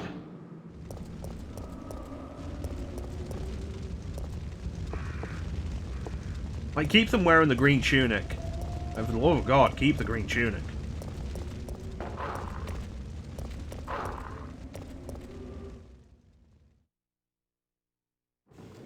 Yeah, Hyrule Warriors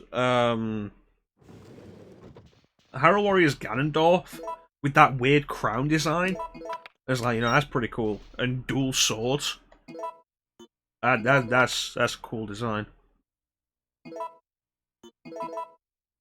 I'll try to remember, Bane.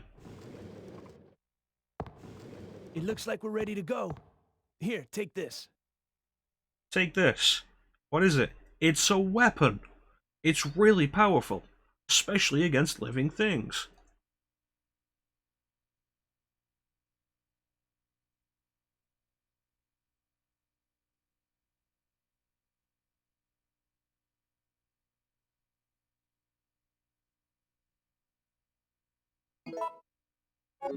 Yeah. Okay. Nikolai won't be joining us. Or the I rest of understand. his life. I'll operate the cable car. Let's go. Yeah, let's go.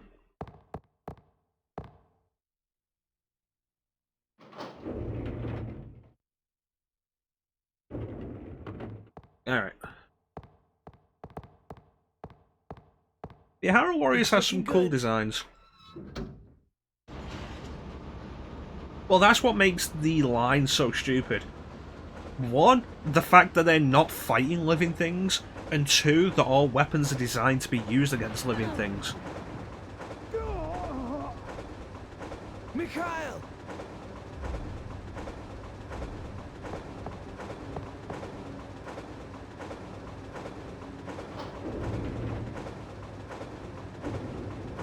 Mikhail!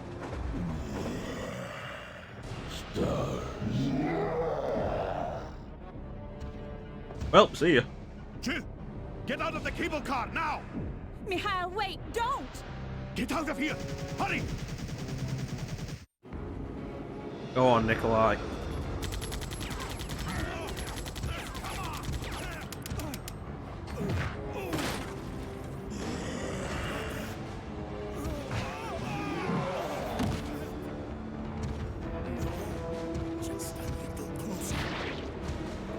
Get off my train, shitbird.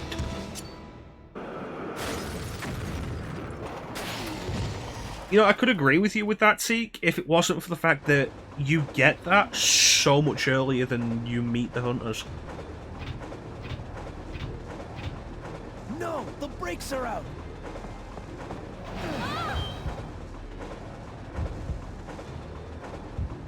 Well, yeah, I'm out. It's useless.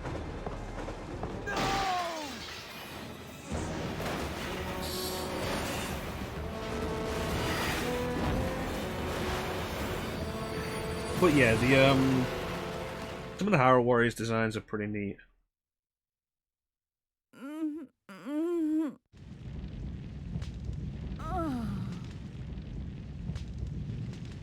I want to know how Nintendo actually decided to sign off on s.t.a.r.s design, though.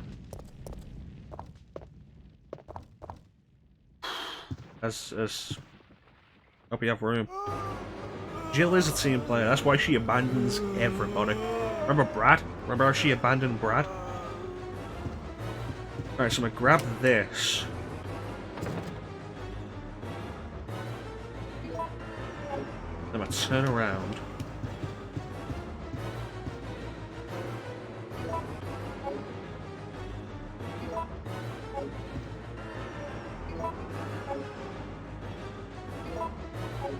Alright, and now I'm gonna slowly walk out. It's okay, because we'll never see those zombies again.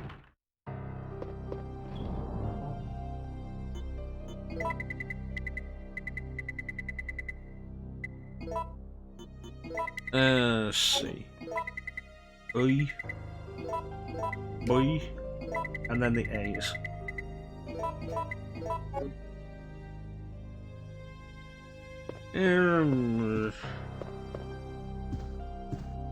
I feel like the Great Fairies got, like, less excessive as the graphical capability went on.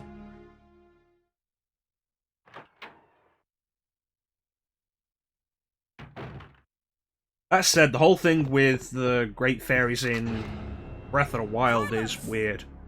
How every time they upgrade your clothes, every level they upgrade your clothes, gets more and more suggestive.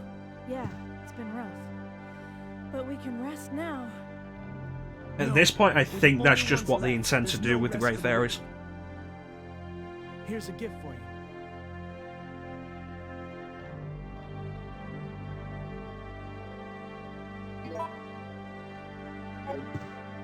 Oh yeah, we were in the disco outfit when we did that, when that quote happened.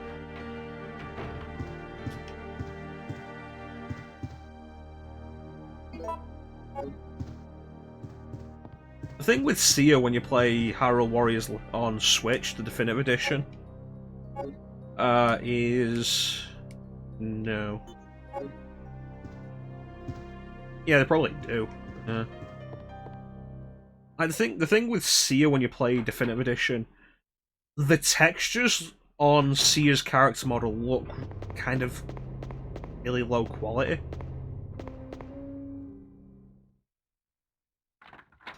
And so you've got the little character cutscenes that play in Hyrule Warriors when you confront another playable character. Oh shit, there's dogs.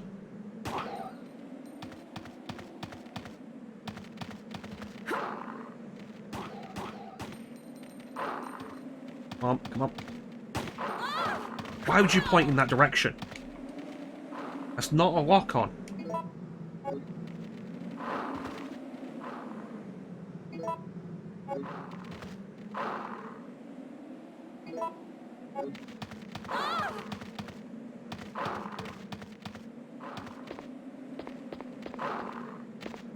Makes me miss the crows.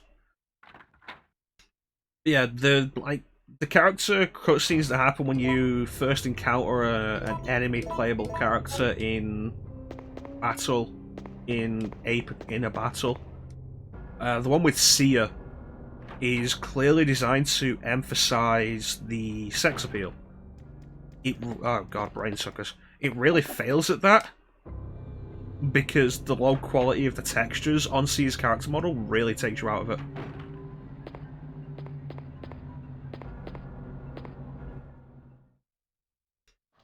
Hey, John. Thanks for the support, dude. Thanks for the compliment on the layout.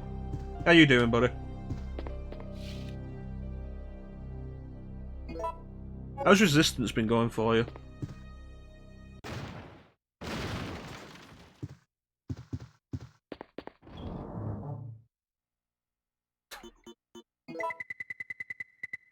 I'm gonna dump this, that, that, that. Put these here.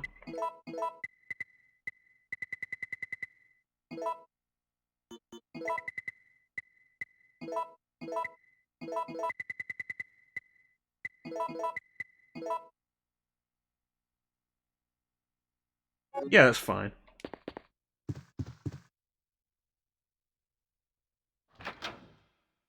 Yeah, like the lower resolution of the character model textures just really ruins the entire effect.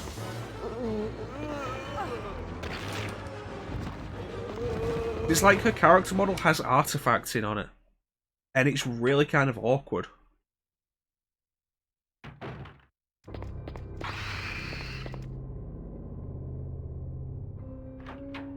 I do like playing as s.t.a.r., though. She has great AoEs. Are you dealing with a large group of enemies, or are you doing an adventure mode mission? that requires you to take out a large number. C is great for that.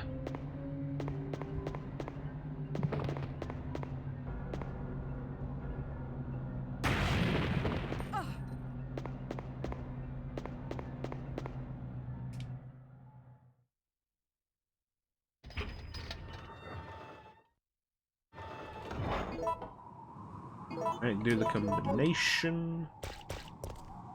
Get the red herbs. I remember that. We were in the Western office when we said that. I think it was directly in response to something s.t.a.r.s said.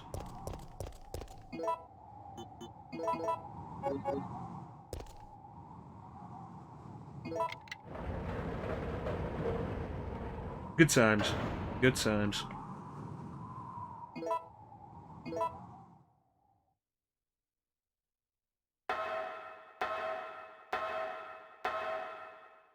I love the idea Mila Jovovich seems to have had that that Alice was the reason people watched the Resident Evil movies.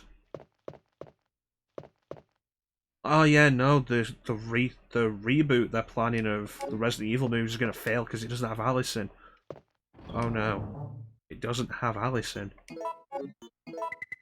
Without Alice, what will we do without Alice? Have a compelling character? Have a horror movie?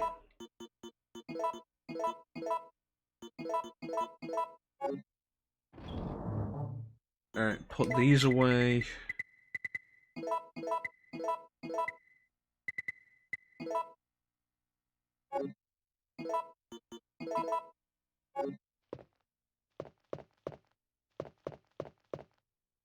And let's see what we got here.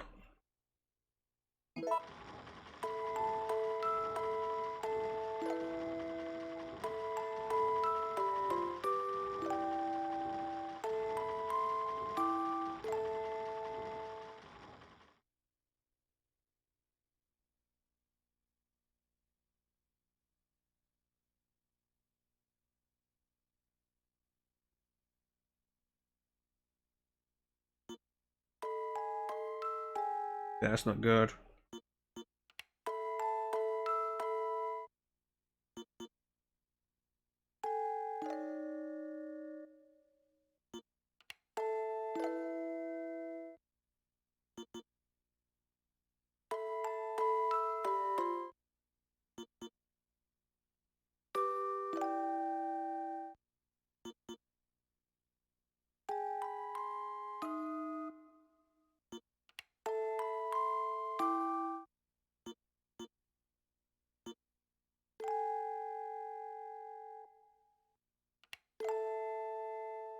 Alright, there we go.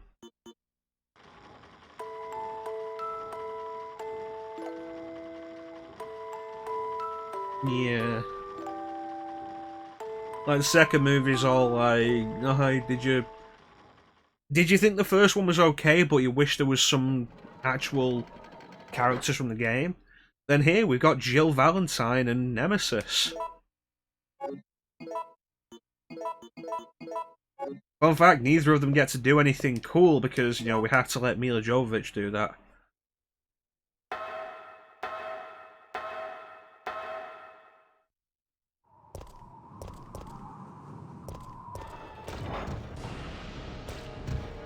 Well, just in case I was concerned about running out of healing items.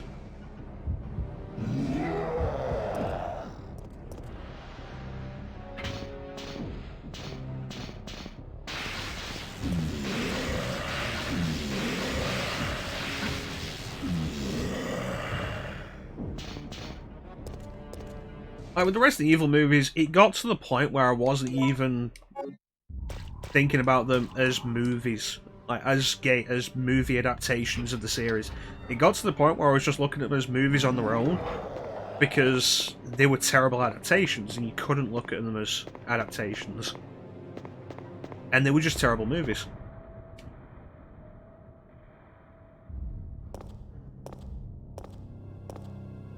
Yeah, it's kind of a shame for her. Because she put a lot of effort into researching the role as Jill.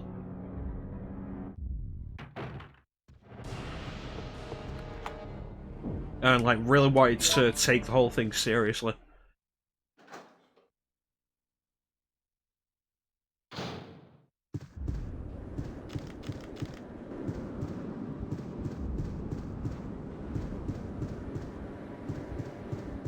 It's the door. Oh, the Blood Rain movies. What an experience they are.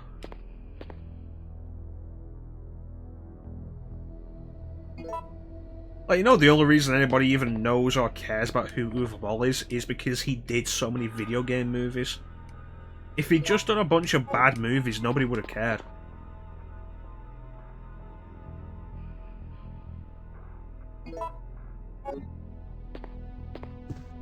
Alright, what are we on? 7 o'clock. Alright.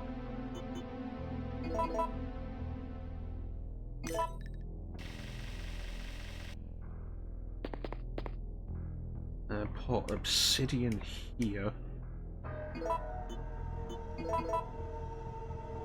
I hope this is right. This isn't gonna be right, is it?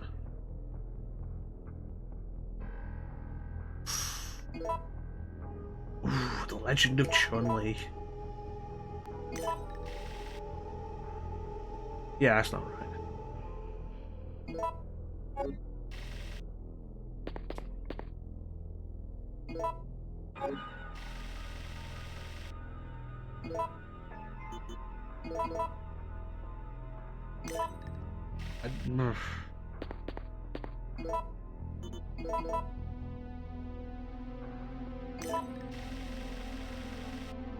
Damn it.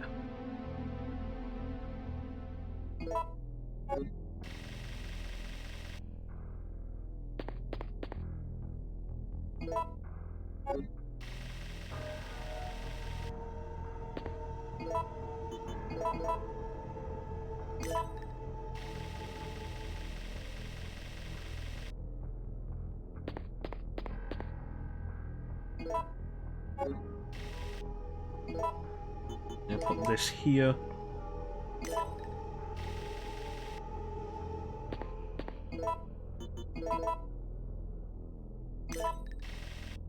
First try. Right, The Legend of Chun-Li. It's like if the King of Fighters was a Street Fighter movie, it'd be The Legend of Chun-Li.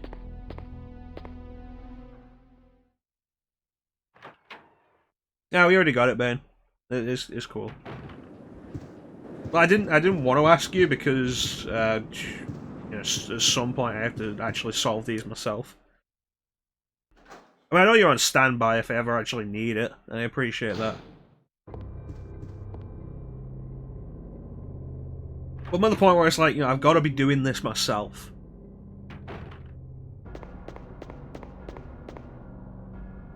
And I've mostly gotten the idea down of it anyway.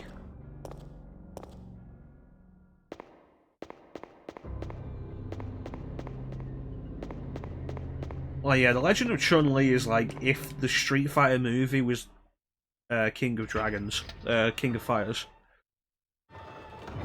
Yes, it was. Kristen Kriuk as Chun-Li. It had Michael Clark Duncan in it, I think, as Balrog, and Neil McDonough as M. Bison.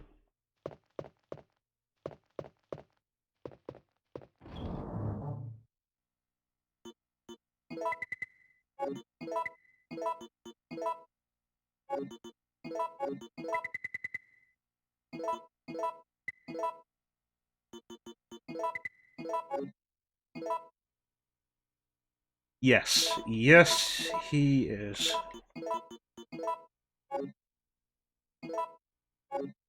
Always playing that one role. Which he does in Legend of Chun-Li, yeah.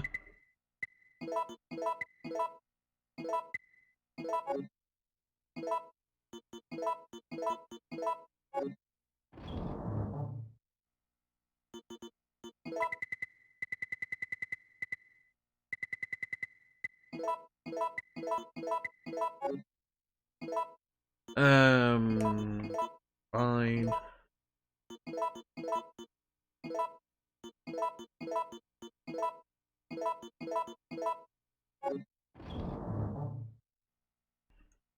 And one more. And the reload tool.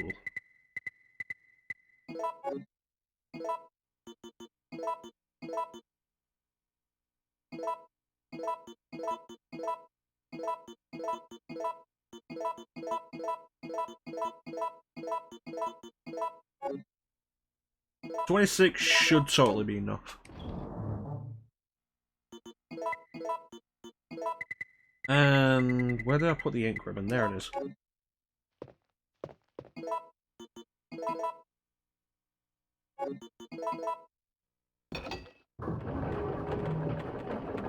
Has anyone actually seen the King of Fighters movie?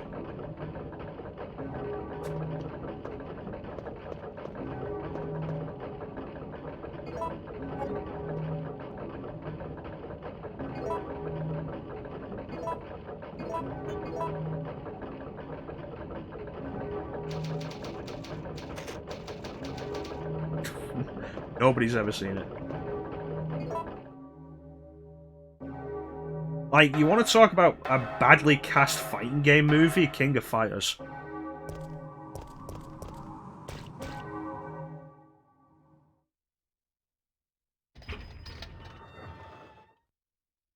The best thing about it is Ray Parker's Rugal. We're saved. Down here! It's finally... Like, they cast Ray Parker's Rugal. Looks nothing like Rugal. Doesn't act anything like Rugal. It's fine. But in the end, it's Ray Park with a sizable part, not like without somebody overdubbing his voice. So he's doing his own voice work, and he's very clearly having fun and does get to show off his martial arts talent. So it's pretty cool. It's like the best thing.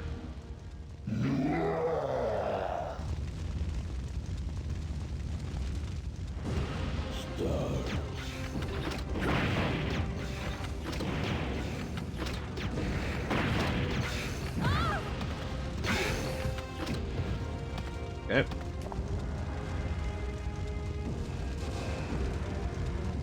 Come on. 8. 9. Now is a heal. Come on, get that last one off. There it is. I knew it'd be one more.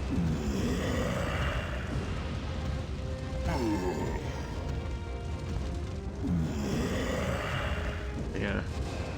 Like, fighting game movies can be kind of interesting. The Tekken movie is a terrible adaptation, but it's pretty fun. Gets a lot of the costumes right. And as a fighting tournament movie, has some really good fights. Jill! Jill! Hang in there! What have I done? I'm sorry, Jill. Please! There's also wake the sad up. fact that the live-action Tekken movie is also the best Tekken movie. Jill! Jill! Dead or Alive movie isn't bad. October 1st. We talk about Resident Evil, the Dead or Alive movie was also directed by Paul W.S. Anderson. I can't believe I'm still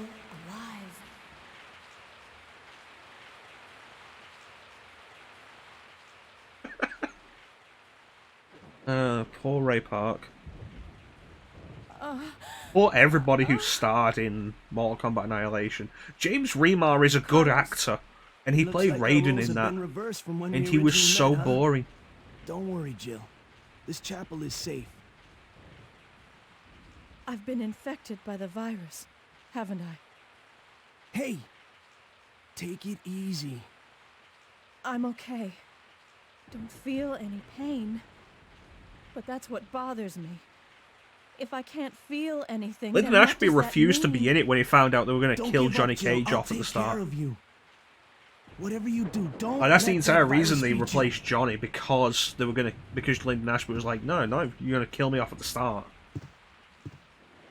You'd think it'd be the other way round, and that Lyndon Ashby refusing to be in the sequel would be why they killed Johnny off, but it's not.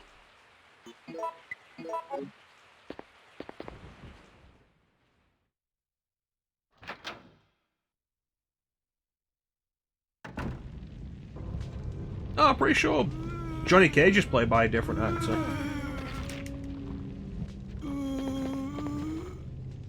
So if I remember rightly, there's only 3 actors who were in the first movie or in the second.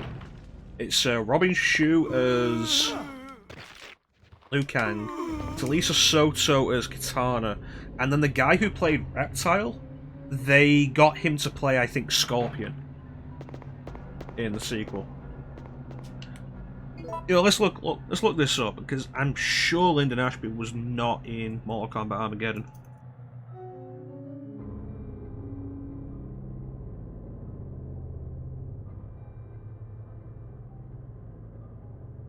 He was in Mortal Kombat, he was not in Armageddon. Sequel. I keep saying Armageddon. Armageddon is the game. So it was Annihilation. Chris Conrad played Johnny Cage in Annihilation.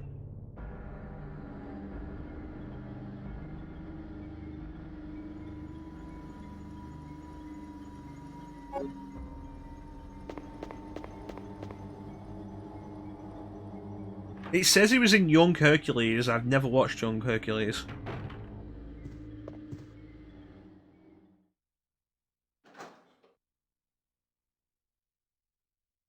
Yeah, Mortal Kombat Annihilation did Johnny Cage dirty. That entire opening sequence is so bad. And none of it makes sense.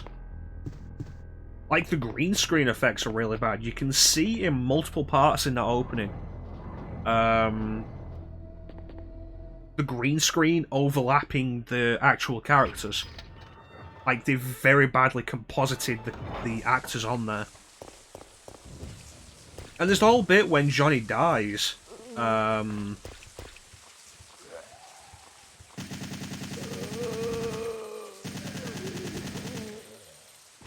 It's like Shao Kahn takes Sonya hostage. Johnny Cage tries to rescue her. Fails at it. And Shao Kahn takes Johnny Cage hostage. And Raiden's like, take me instead of Johnny Cage. It's like, okay, Raiden's like, okay, you do anything to Johnny Cage, I'll kill all of your people. Because I'm the Guardian of Earthrealm, Thunder God, I can do that.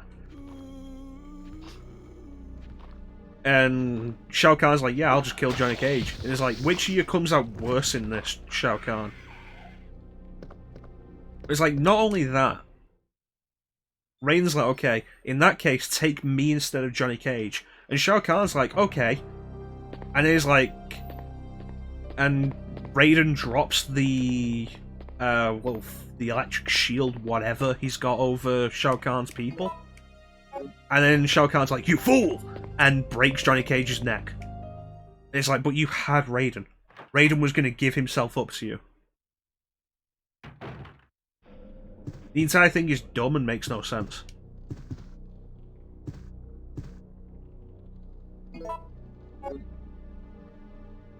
Well, a big part of the problem with Annihilation, like beyond anything, is it's not even really a movie.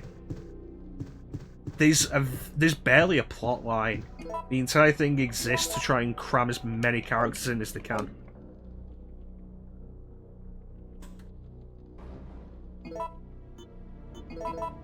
There also appears to be a slight fracture in his right arm just below the elbow. However, it's an insult to Raiden and the stupidest move he could have possibly done.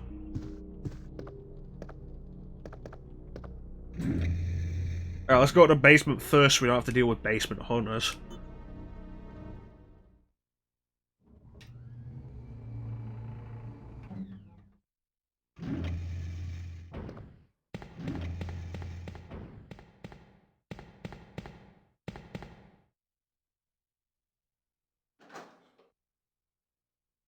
You gotta love how, like, you watch the Dead or Alive movie, and so many of the faces are recognizable. Another guinea pig was still alive. Like Devon What are you Aoki doing? You lost as your mind? Kazumi, Sometimes Jamie it's Presley easy to as forget Tina, one's loyalties. Just like that. Holly Valance as You mean the Christy. guy who shot you? The idea they made Christy one of the main characters and a good guy is weird. Ugly mug. Kevin Nash plays Leave Bass. me the guts to shoot me. That traitor. Eric Roberts is the villain. Nikolai? Ah! Yeah, every now and then it's good to watch a terrible movie. Hell, tying it in with Mortal Kombat, Robin Shou was in the Dead or Alive movie as the leader of the pirates that tried to, I don't know, rob Tina Armstrong. Try to do something with Tina Armstrong, and then he show up again at the end.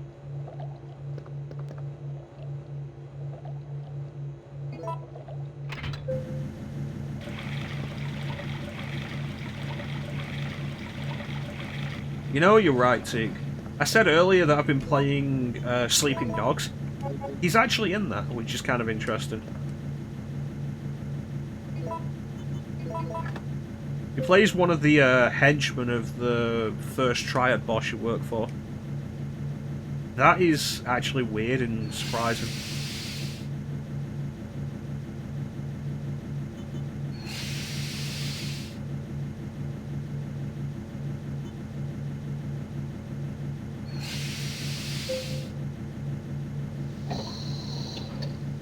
Not sure how I feel about that.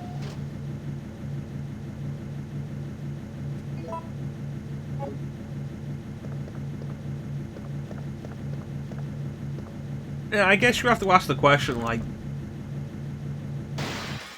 is the reason I'll actually sit down and watch Mortal Kombat Annihilation is because I watched it when I was younger and I still get a kind of morbid kick out of it?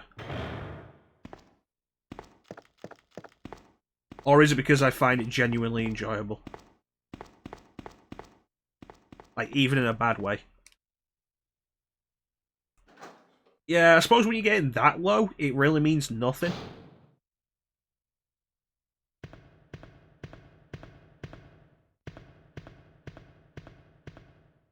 Oh good, the hunters aren't here. Awesome.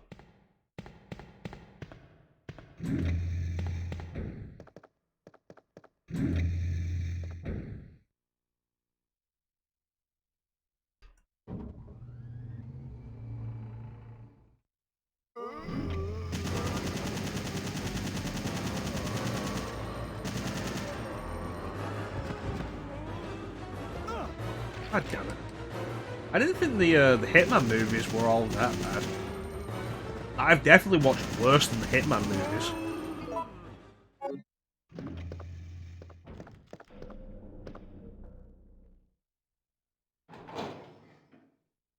There, here we go.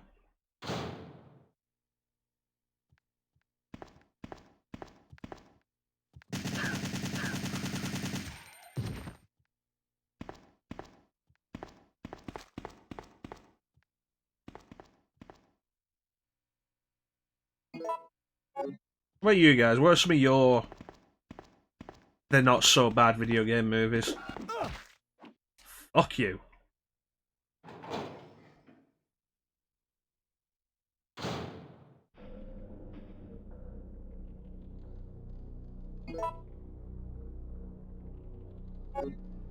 Hmm.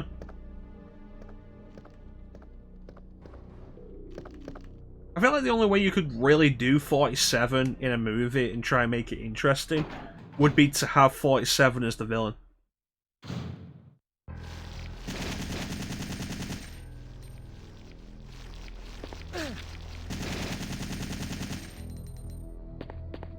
Okay, it's in top left.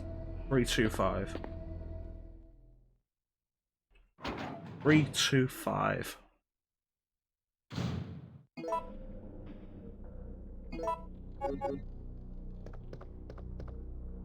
Top left, 325.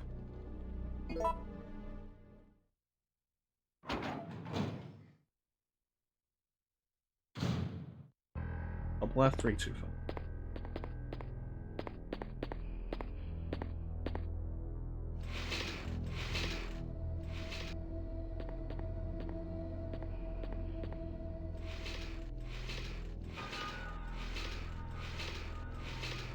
Three, 2, 5.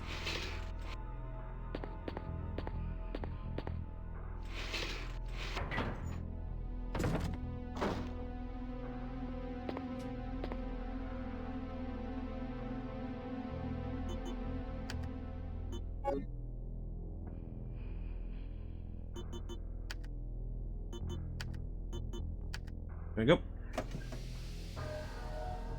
Yeah, Street Fighter, classic Street Fighter, yeah.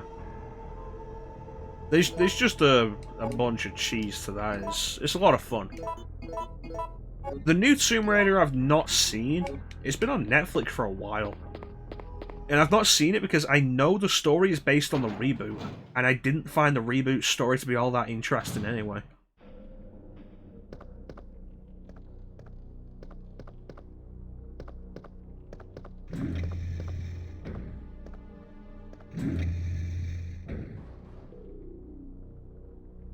All that interesting, all good. Doom has its moments. My biggest problem with Doom is that it's more of Doom 3 than classic Doom.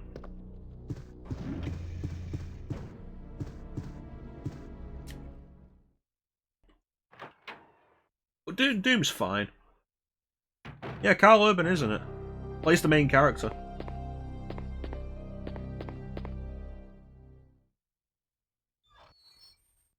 Has the whole first-person segment in it, like near the end.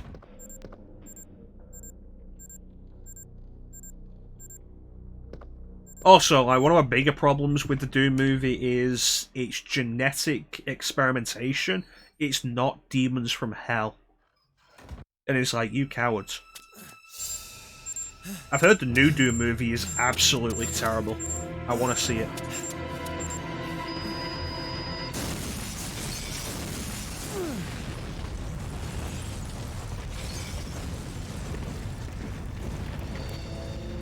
Super Mario Brothers.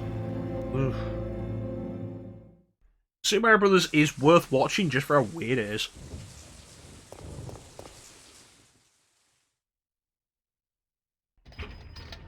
Like, that was probably the biggest cast of any video game movie for ages, until like maybe Tomb Raider.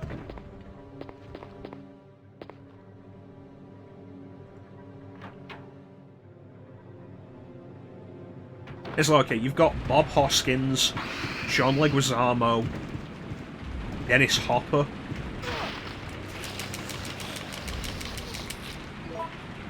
and Petunia's in it, from Harry Potter.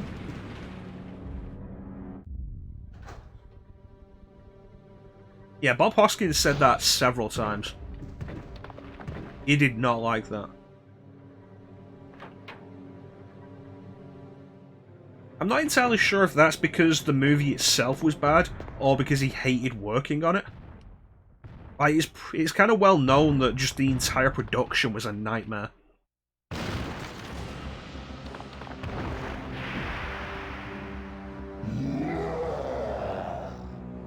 And, like, that can always sour someone's opinion on a movie. It's like with Batman and Robin. Various people involved with it have apologized over the years. George Clooney was rumored to give you, like, it was rumored that George Clooney would give you a refund if you told him you'd watched it in cinema. And Joel Schumacher apologized for it many times. I think he apologizes for it in the DVD commentary. But as far as I'm aware, everybody who worked on it had a good time making it. Like, they didn't hate the process of making the movie. Okay? Yes. Barely. What's going on? I mean, Chris O'Donnell said it way! felt more like they That were making a monster toy just doesn't commercial give than a up. movie. But not that What? it was I a thought we bad killed that experience or was horrible to No, work on. It's been waiting for you. He's playing with us. Carlos, do you think that it's unstoppable? No, I don't think so. I'm sorry, Jill, but I've got to go take care of a few things. Oh, and bad news. Nikolai is still alive. Nikolai? Are you sure? Yes. I don't know how, but I do know that he is our enemy. Remember, don't trust him. Anyway.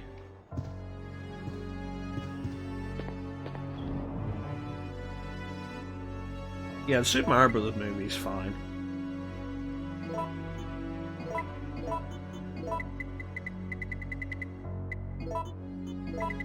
Definitely get worse. Silent Hill movie I don't think is all that bad. The second one's not great. I don't think the first one's that bad. It's some interesting stuff with it. It was probably as good an adaptation of Silent Hill into a movie as you could have gotten.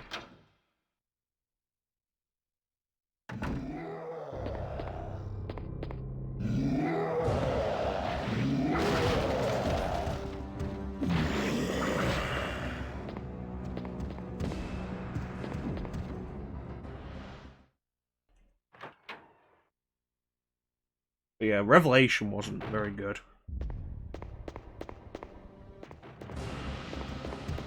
S.t.a.r.s. I hope everybody's enjoying Tentacle, Nemi.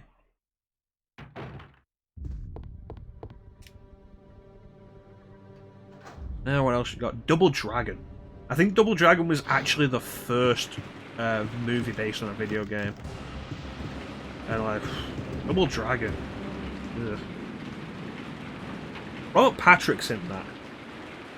And it's such a shame that he went from Terminator 2 to Double Dragon. But let me look into this. It might have been the movie he did after. The timing might have been right for it.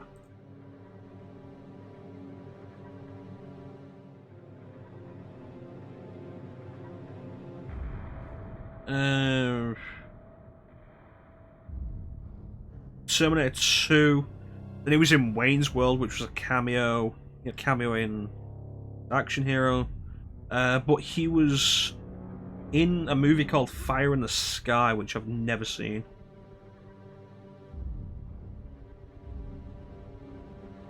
And then he was in Double Dragon.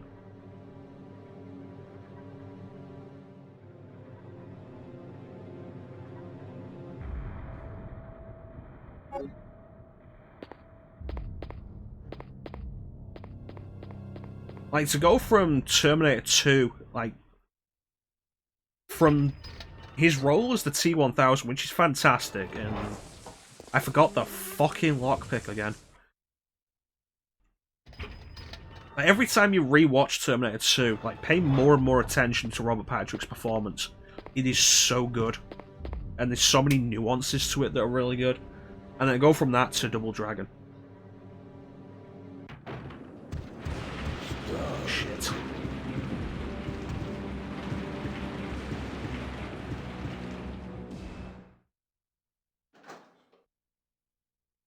It's such a shame.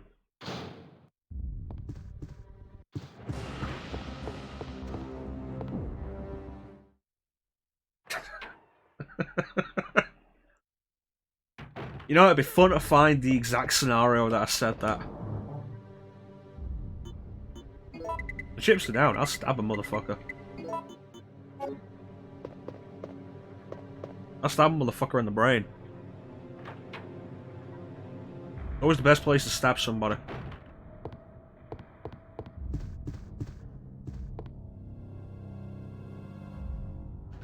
Oh, Nemesis is gone. Nope.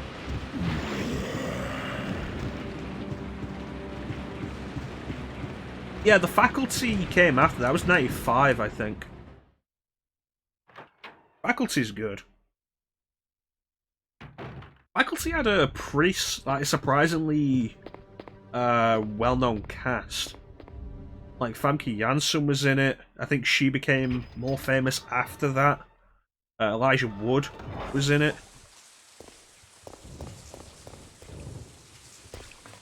He definitely ended up becoming more famous after that. Selma Hayek is in it. I didn't rewatch The Faculty, but it's not on like any of the streaming services I have.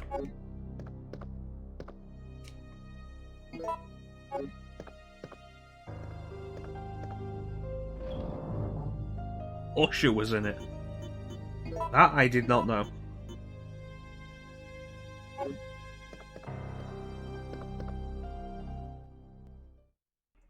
It's so long since I've seen The Faculty. It's a great take on the idea of invasion of the body snatchers.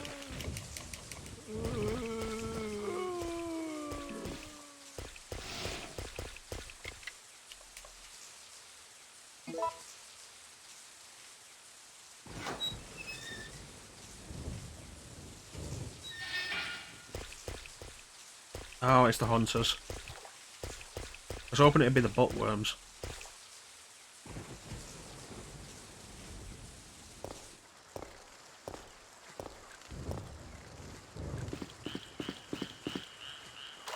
Oh.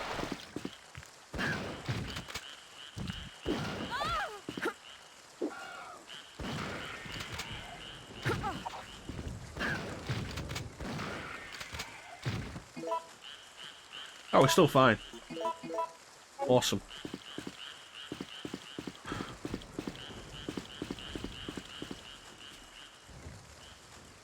Like, it's always interesting to go back to older movies and see an actor you'll recognise. Like, I was rewatching Doctor Strangelove. Oh, shit. I was rewatching Doctor Strangelove a couple of years back, and James Earl Jones is actually pretty prominent in that as one of the bombers. Like, it's not a main role, but it's a role that gets enough face time for you to recognise him.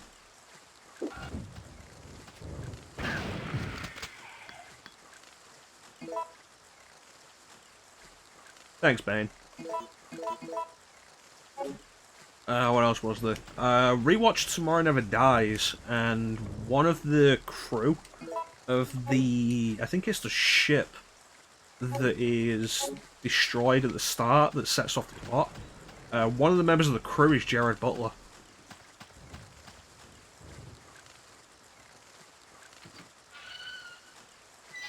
And of course, I watched Rock and Roller not that long ago, and it had a young Tom Hardy in it. Between Star Trek Nemesis and like whatever else actually he managed to hit it big with. Yeah, isn't Samuel L. Jackson's role in Coming to America like really small? And of course you can see Jackie Chan in, I think, Enter the Dragon.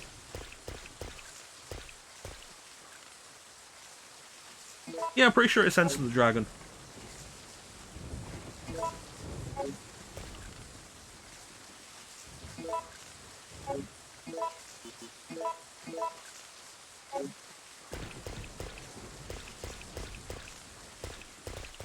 It's been a while since I've done this. Let me see if I can remember how.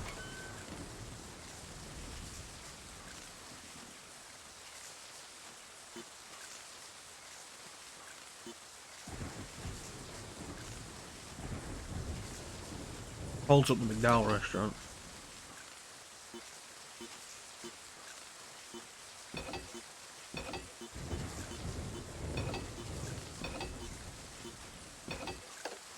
Nice. First try.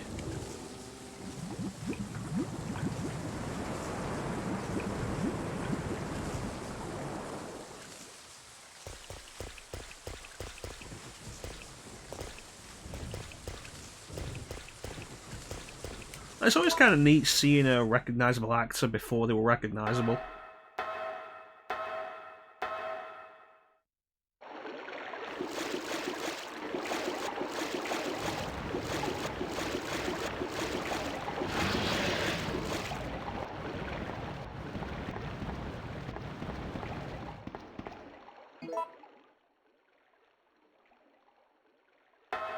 Can't really think of any other examples.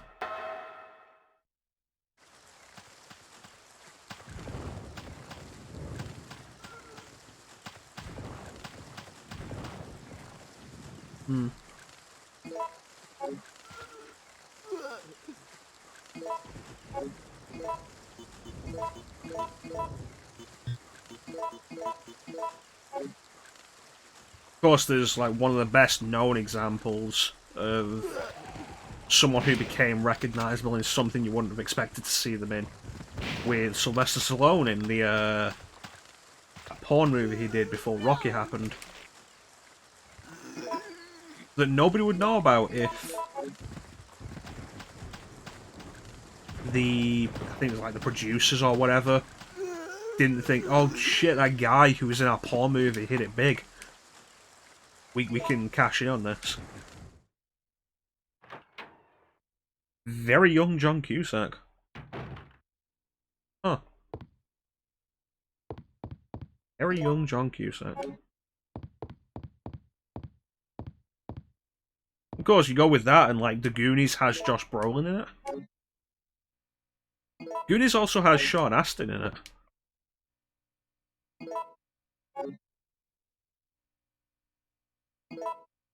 Of course, it's not like either of those were minor roles.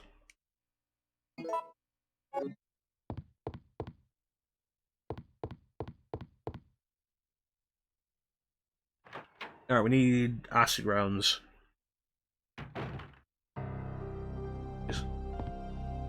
See, I think Sam Rockwell, and I always think of the first movie I saw him in, which was Charlie's Angels.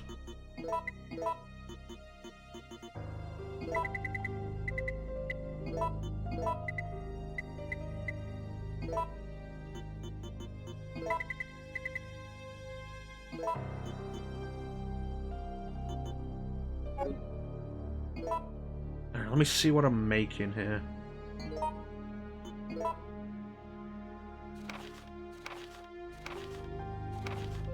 B plus C, right? B plus C.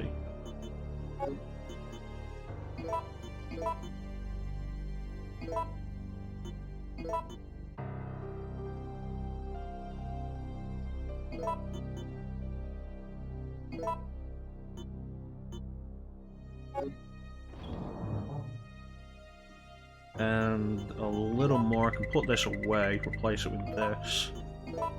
The reload tool and the lighter, so I don't forget the lighter.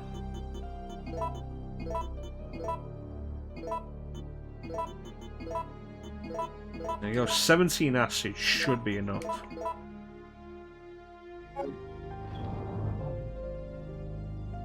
Yeah, I forgot Danny DeVito was in One Flew Over the Cuckoo's Nest. Because he's actually fairly prominent in the movie, isn't he? I mean, I didn't remember Christopher Lloyd was in it, huh? Deal with this, then we head out. Take the shotgun, just in case.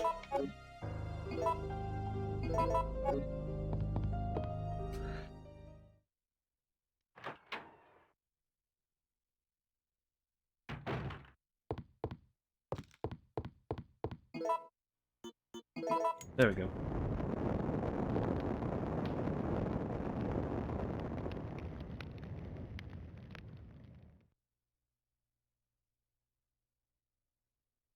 Crazy just how long some actors have actually been in the business for.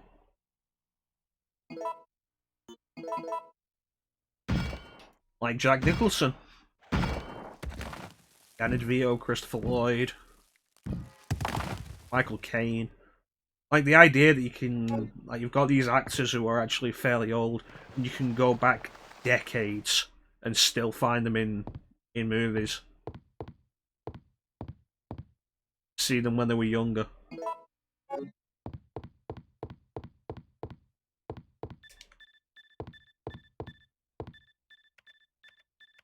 All supervisors, mission terminated.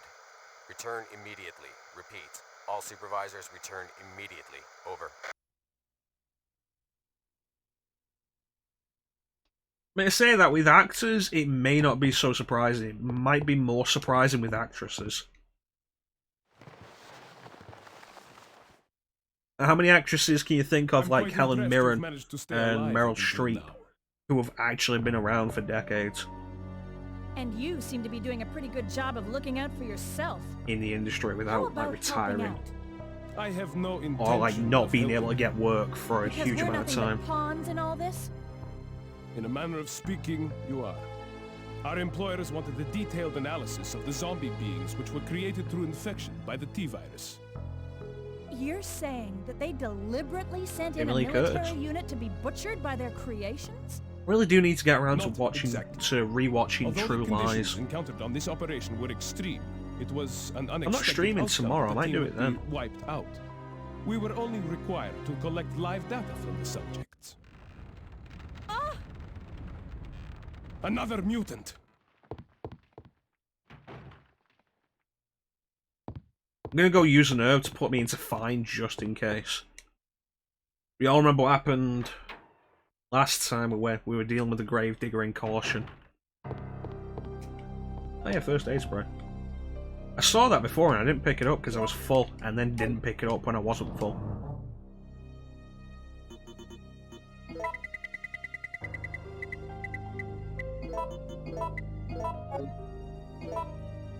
That's a good point. Jodie Foster was a child actor. What's the last thing Jodie Foster did? It's like the last thing I can remember seeing her in was a Spike Lee film, The Inside Man.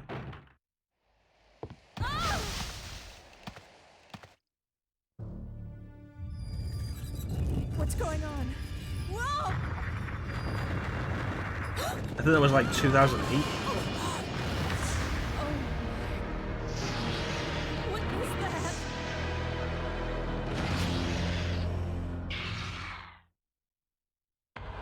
Alright, here we go.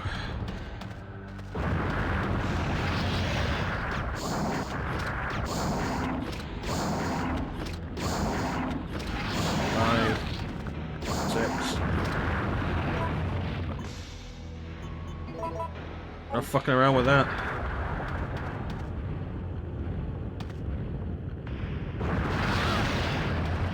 Seven.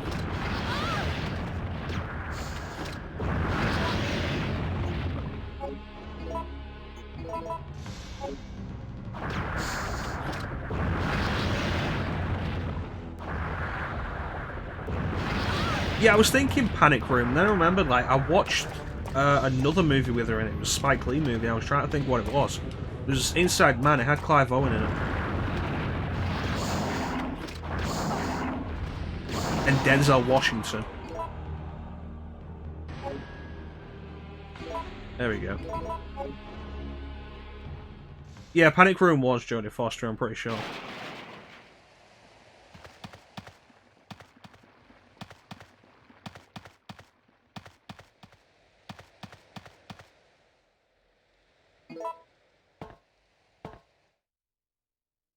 But yeah, like the latest thing I saw him was definitely Inside Man. It was an enjoyable movie. Clive Owen's a good actor. He should get more work.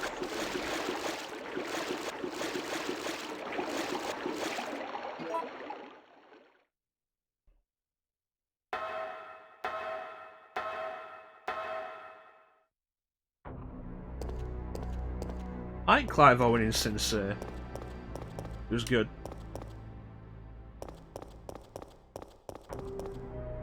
Alright.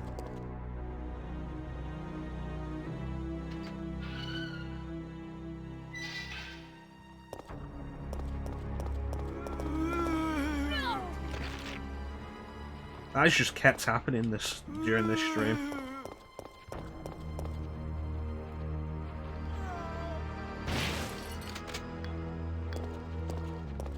Haha.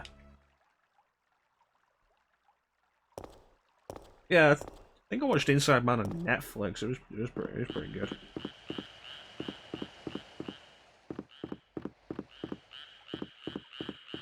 What's the last thing I watched? The Negotiator. We'll talk about that yesterday, I think. Watched that on Amazon Prime.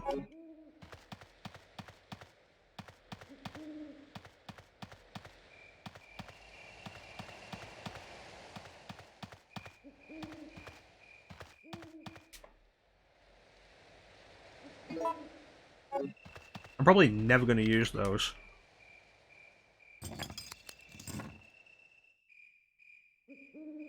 Yes, I will.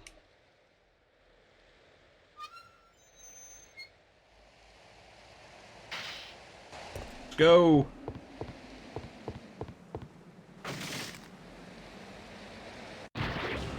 No!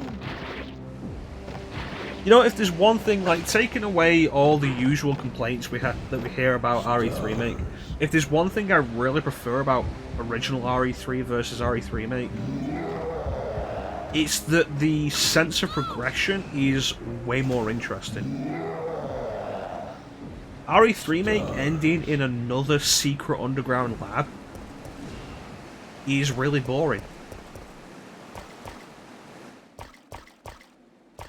It's like, oh, who knew Umbrella actually had a third secret underground lab in Raccoon?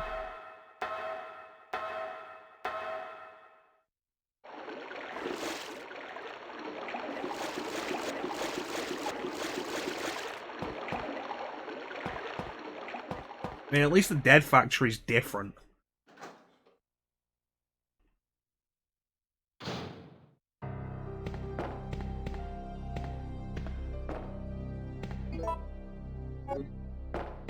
Yeah, it was pretty lazy. Where did I put the Magnum? There it is.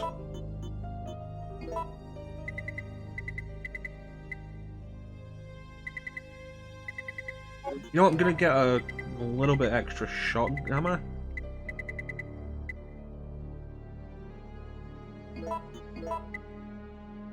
Yeah, I'm gonna get a little bit extra shotgun ammo just to deal with the Dead Factory.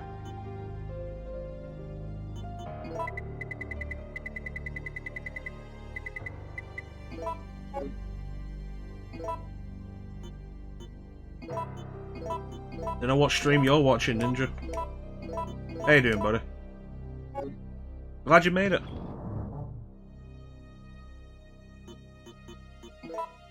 Put that away for a minute, replace it with that. Do I have extra first aid sprays? Yes, I do.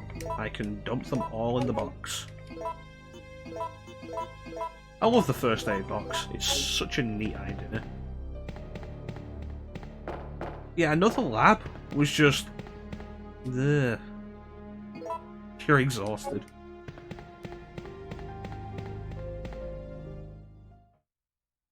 Seems like everybody's tired today. Oh, the beaver. One day I'll sit down and do DKC 2 on stream.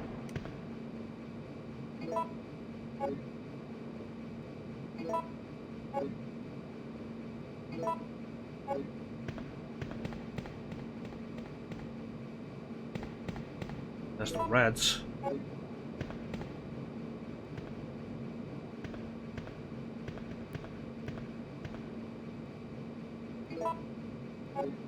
That's fair enough, man. Sometimes you just gotta do what you feel like.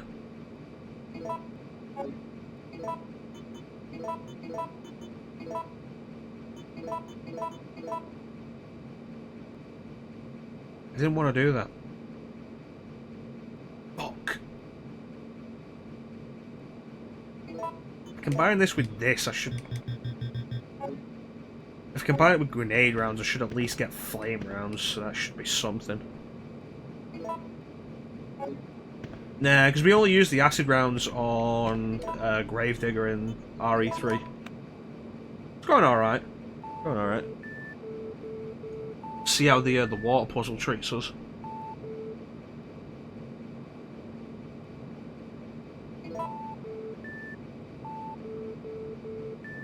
See if I can work this out in a reasonable time frame. Okay. A definitely needs to be changed.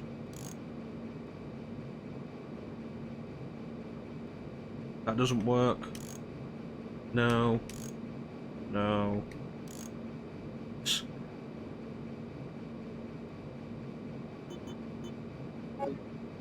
Then B.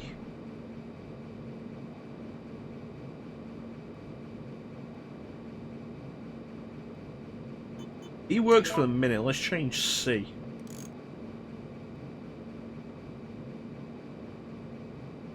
That doesn't work.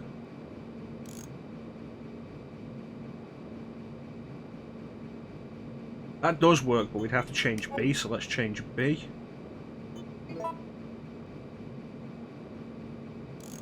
No.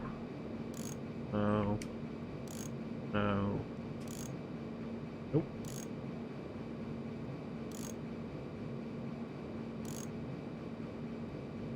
I feel like that's the only one that works, which means we need to change C again.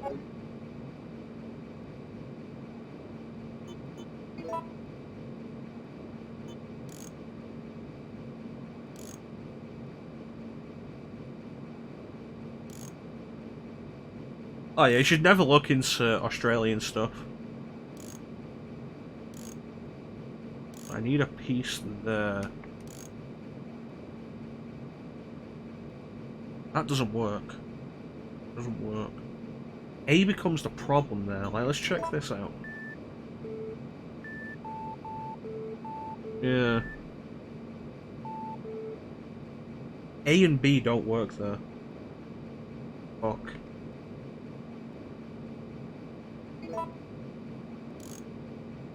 No, no. Yes.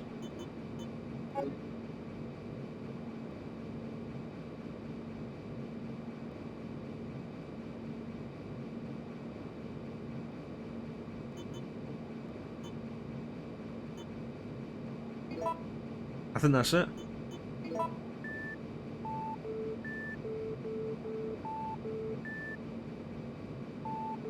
Yes.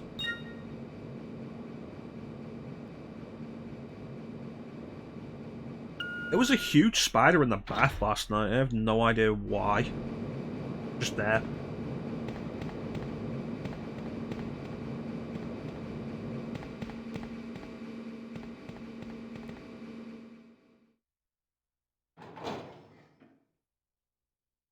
I left it in the bath and it was gone in the morning, so it was fine. Everything was okay. Let's see, put you away.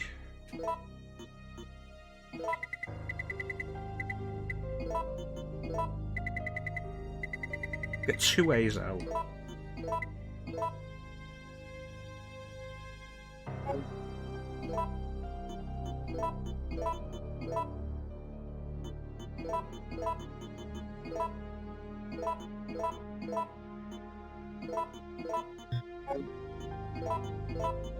That's freeze rounds. Get the regular rounds out. We're up top.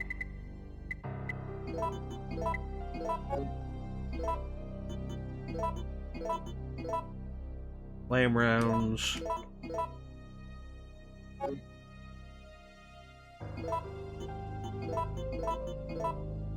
Freeze rounds. You know what, let's get rid of all the regular grenade rounds we've got.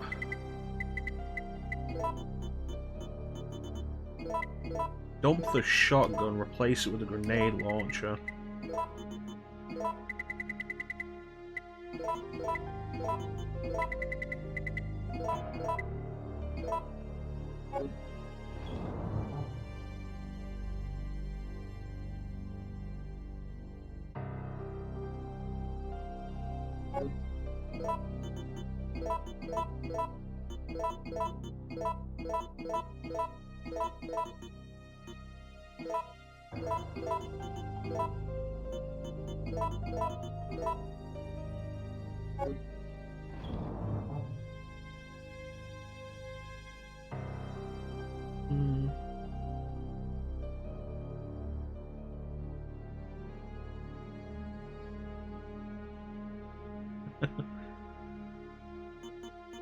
You know, it's fun that we talk about spiders in the game that barely has the spiders. Can I combine anything with the acid rounds to get anything else? No. That's pretty good.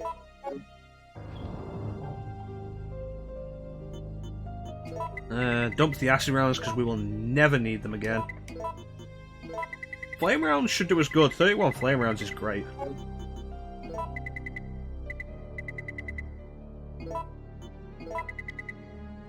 And that should be fine. Yeah.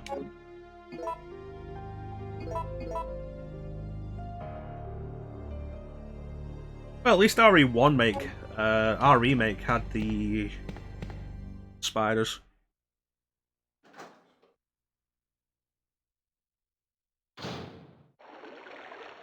It's the thing I've been saying with Zelda as we've been doing Twilight Princess, like, boy, did they go hard on the sculptures in that.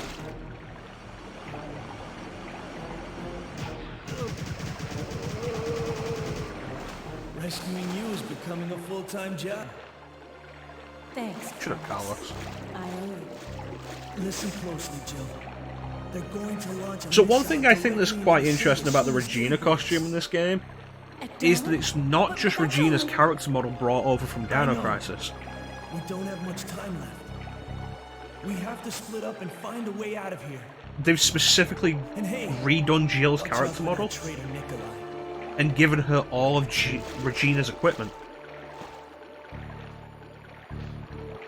And I think that's really interesting.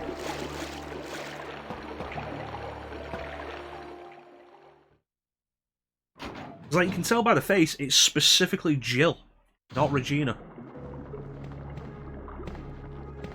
Oh, why is this empty? Oh, because they're just coming out of the bath. Okay.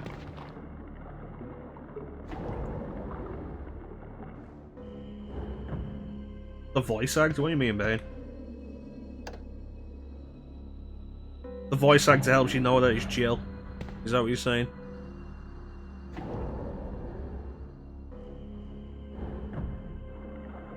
Were we attacked by a lizard? I got room.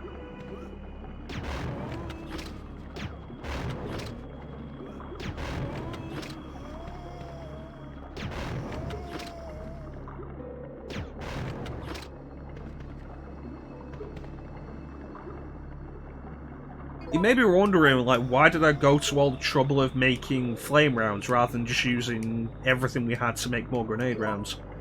And we did that once. Like, we had so much gunpowder, by the end, I made like 80 grenade rounds.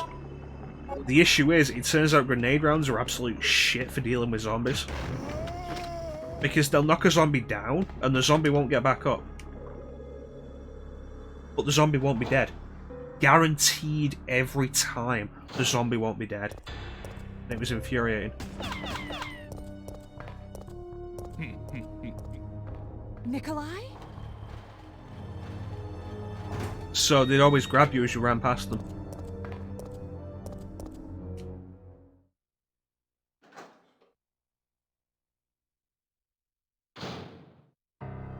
They don't have the same voice actress, do they?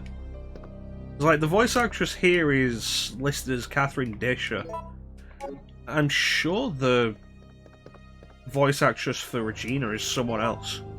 Yeah.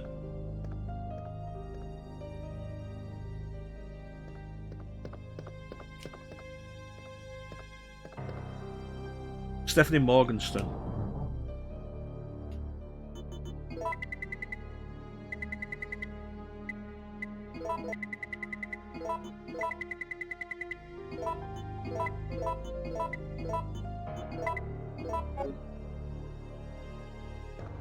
See, that's the thing, Ninja. It wasn't even wasting grenade rounds on zombies because we had the grenade rounds to spare.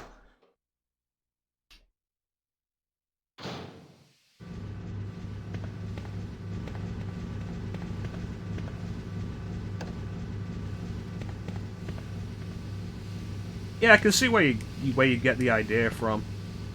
Playing Regina's voice in my head. There we go.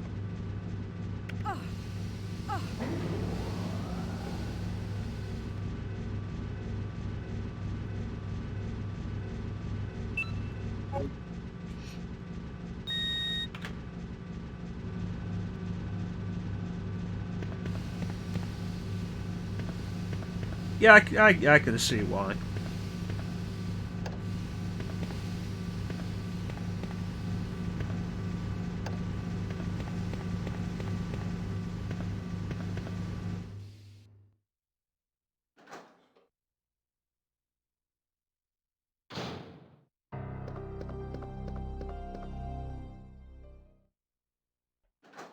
Yeah, and unfortunately we didn't get Regina in Dino Crisis 3.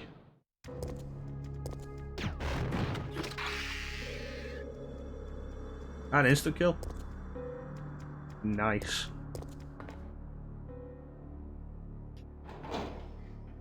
See, that was the thing too, like, if it happened 1 or 2 times, I'd be like, yeah, sure. But it was like using grenade rounds against the zombies in just this area.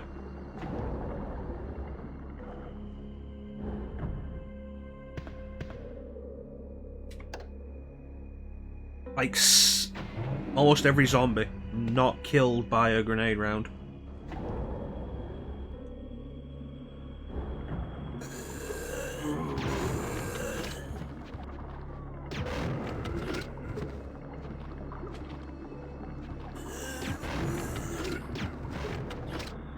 How are we doing? 20 shots. Nice.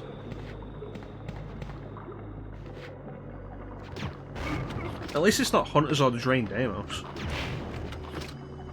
Headshot with a flame round. You ever seen that before?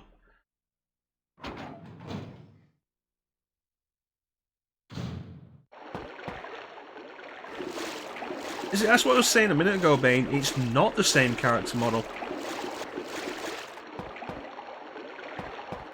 Like, especially when you get a look at the face, it's clearly a unique character model. Because it's still Jill's face.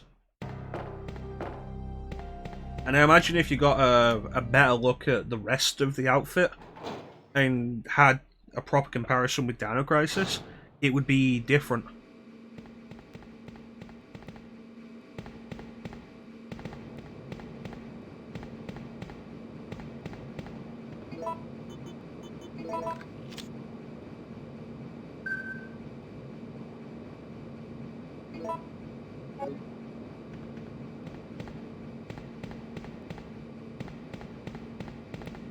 I don't get what you mean, Ninja.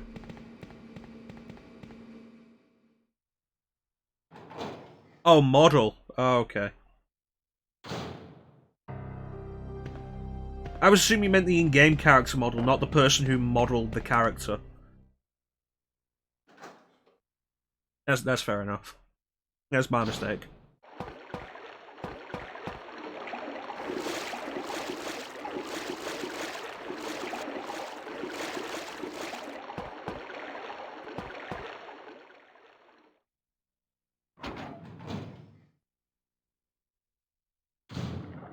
Let's go get that. Oh, God!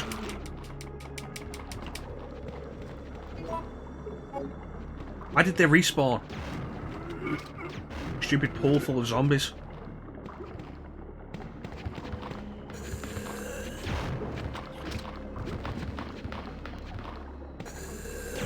Let's go get that rocket launcher.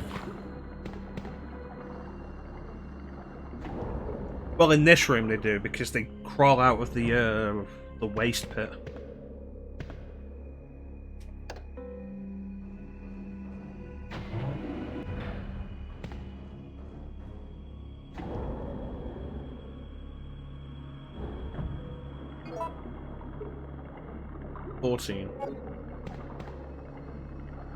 We gotta go that way anyway to escape. We'll grab the rocket launcher on the way out.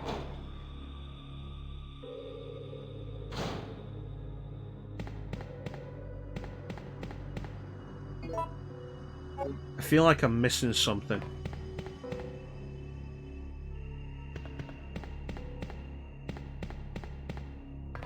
Why do I have the system disc? Where do I get the system disc? Why have I forgotten the system disc?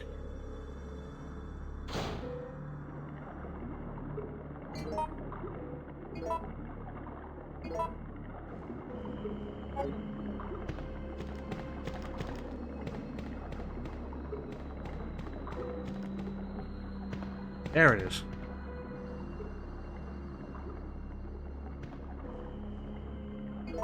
Now we jumped off the bridge. After I showed off what the different ending is if you push Nemesis off the bridge.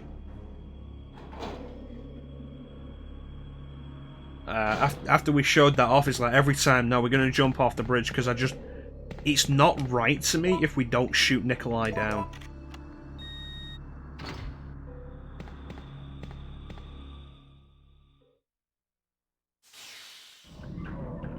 Yeah, I guess I was too concerned with taking out the zombies there. Warning. Proceeding with operation in treatment room. Please evacuate immediately. So the door locks, the room is dark, and Nemesis approaches you with his shirt off. S.t.a.r.s. Yeah, don't worry, this fight's not that bad.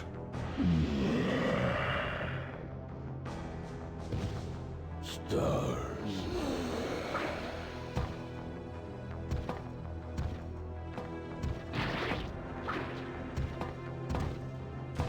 You know, I feel like the reason why this timer is set to 4 minutes rather than like the usual 3 S.t.a.r.s. is because that takes so long.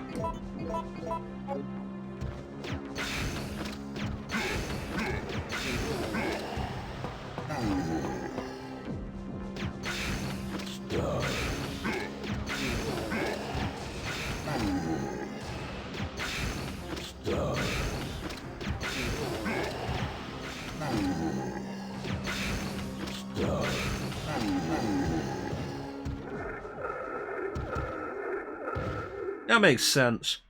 Because you can see in RE5 that Jill's face is... It's like Wesker's face in RE5 is completely different. And Chris's face was always bland enough that it never mattered. But you can see in RE5 that Jill's face looks like a higher fidelity version of the face she has in Remake or Umbrella Chronicles.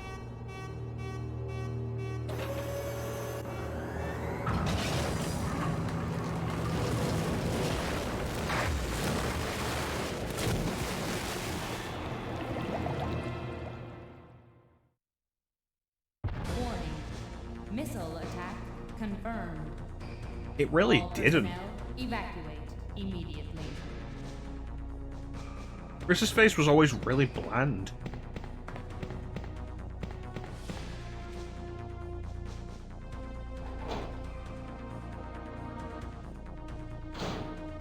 Alright, let me get these flame rounds back out. I don't want to waste freeze rounds on these guys.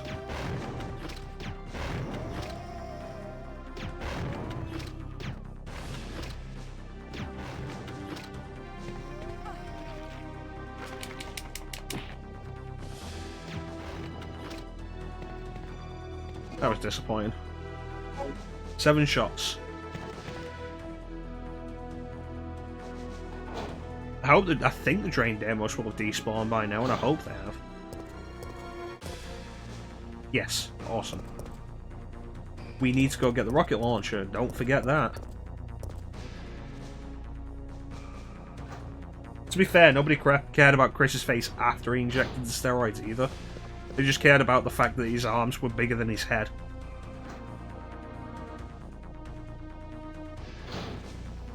The railgun will always take 1 shot.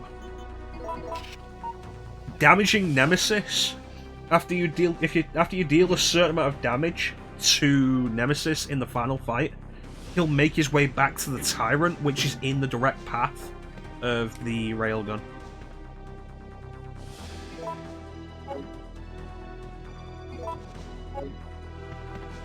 That's what shooting him is all about.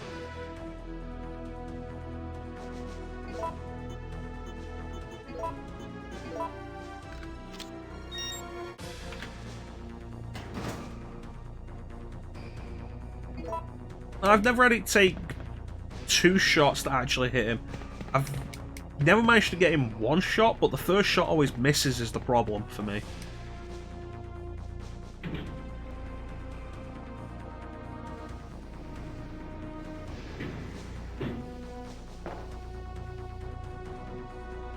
That's always been the thing for me.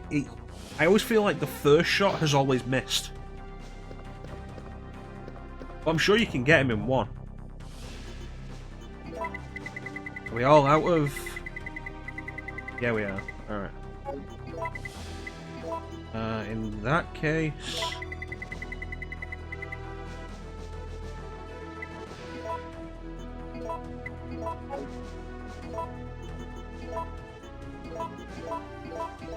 Make sure that's a full heal. And let's stock up.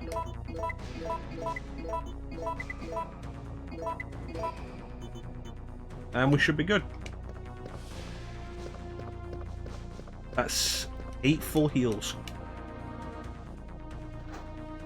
I love the first aid box, it's amazing.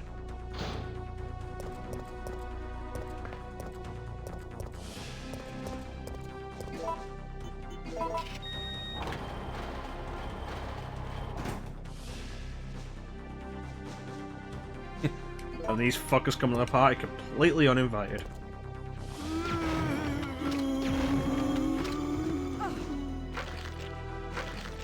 God damn it. So, flame round's decent but inconsistent. I'll grab this and just do a quick heal. I want to go into this fight with full health.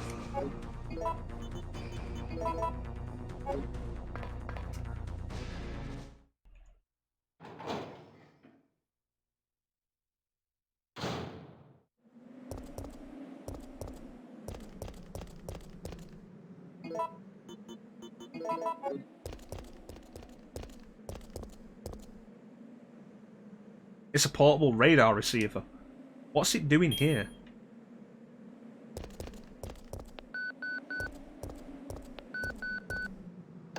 You're still alive. Such persistence. Nikolai? But is it enough, Ninja? But there is no escape from here.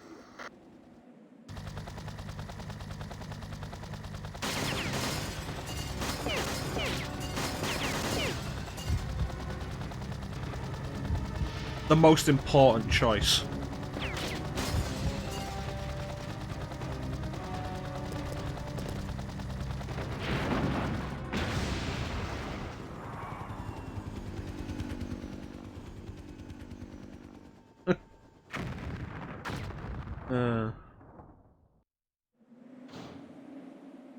Jill, what happened? Sorry, Carlos. I had to Carlos, take care of a bothersome The fly. choppers.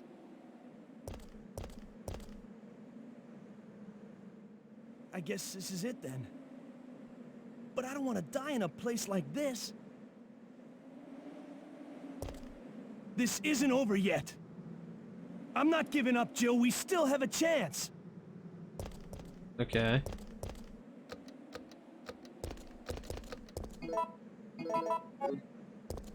Jill, that's it. We've got to find a way out of here. Now! Okay. Warning. Missile attack confirmed. Warning. Missile attack confirmed. Emergency level D. All personnel evacuate immediately. Nice, fine. Raccoon City's become like a really nice holiday spot.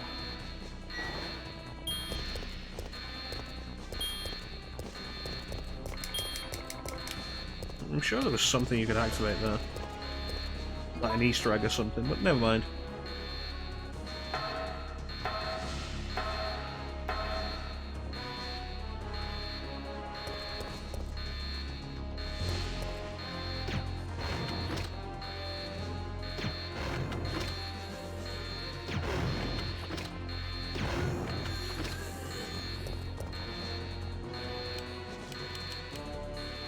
Alright, well, we're out of flame rounds.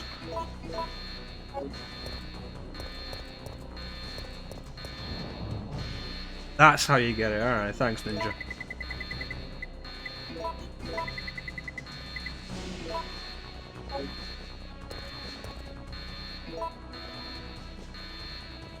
Let's go see it then.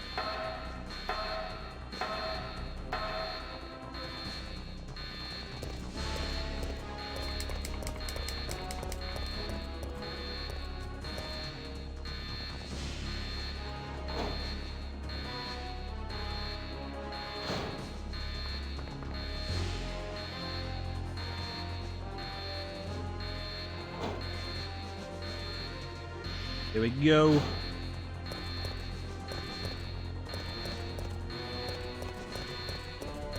Oh, it's not working. We should probably stop dawdling. There's a nuclear missile on the way.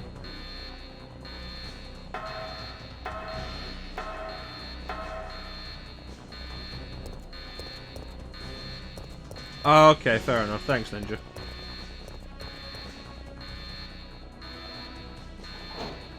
I need to get around to doing Revelations too.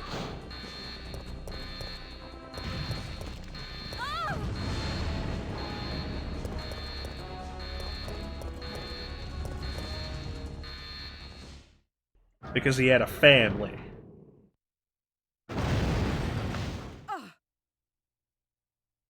Wow, they fucked that door up.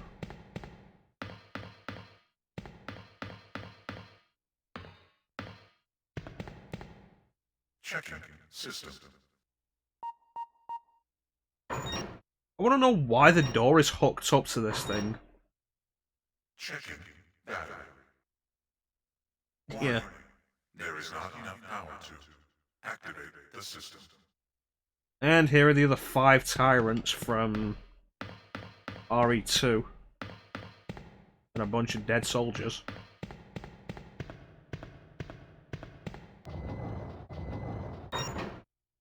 Battery connected.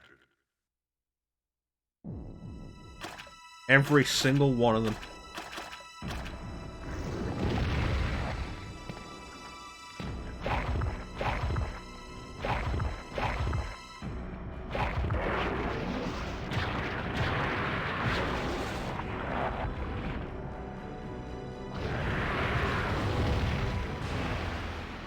Alright, let's try and get this in a reasonable time frame.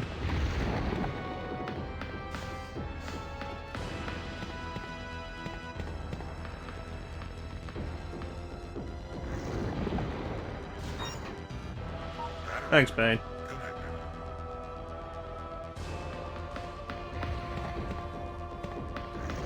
It's really fair that you can climb over that.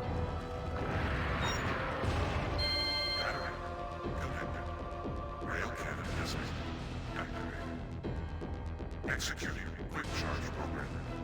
Preparing to fire.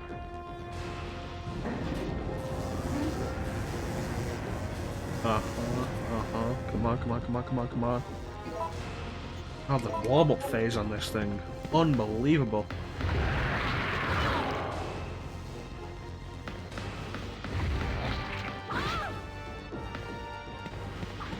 Damn it, Nemesis and your fat ass.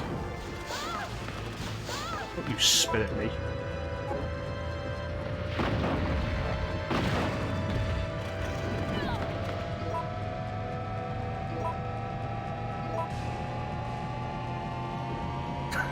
Have you ever seen BioWare sex?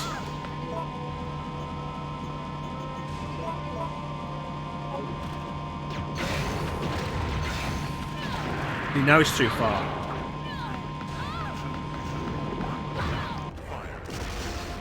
If I could have gotten around him, I could have tried and worked him in the right position.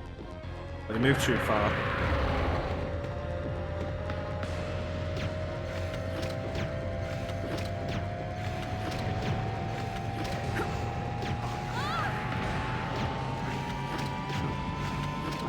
I think that's it. There we go. Yeah, it's just a one shot. You just need to make sure he actually gets hit. Warning. System overheating. The real trick is getting it on the first try, which... I don't know if it's even possible. I feel like it's possible, but I've not made it happen. What do you think, guys? Should we give him stars?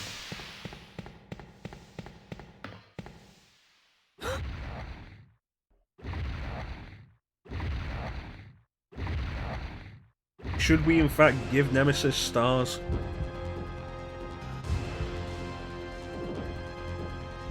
It was a trick question. I was always gonna do it.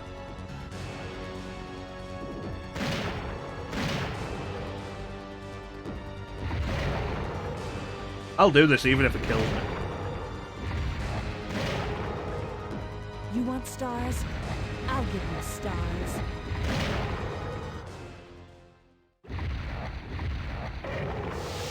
It's a way better line than, like, what's the line in RE3 make? Next time, take the hint.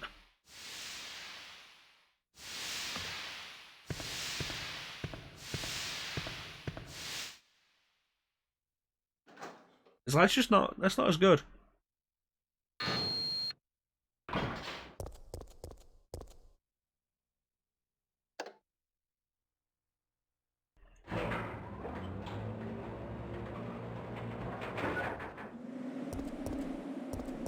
Well, that's it. We finished RE3. Jill!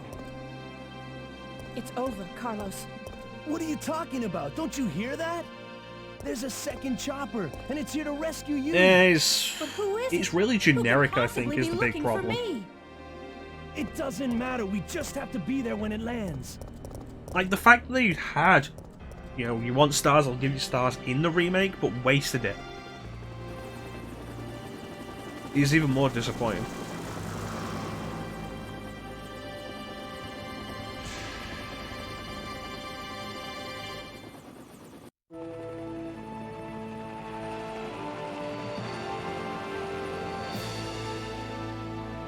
Thanks, you saved us. I couldn't let you die. Is it you? Are you ready to finish this? Yeah. It's coming. Yeah. It's the end. It's the end of the world as we know it.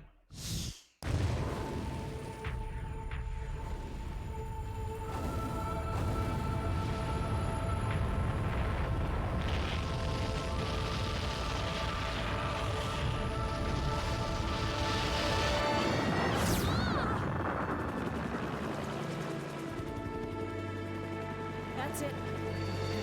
Yeah, that also doesn't help. You want stars? I'll give you. Ah! Like, good work, Jill. And now we have a rather unfortunate turn of events.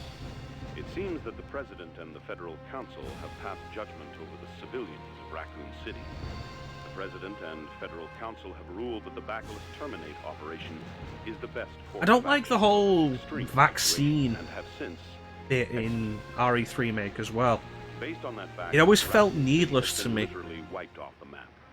Current reports have the death toll surpassing the 100,000 mark. Our Like, hearts oh, go we out to won't those nuke poor civilians Raccoon City if you give us the vaccine. And then, like, the entire last third of the game becomes about that, when you know it's a foregone conclusion because they're not going to decide Raccoon City doesn't get nuked.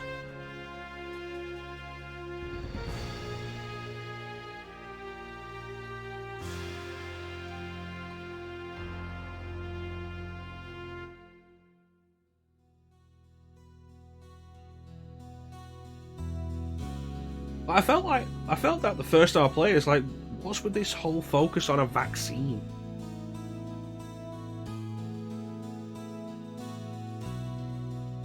Yeah, pointless. It's a good word. Resident Evil 3. I'm never gonna get a good rank on this because I'm never gonna do it without healing a bunch.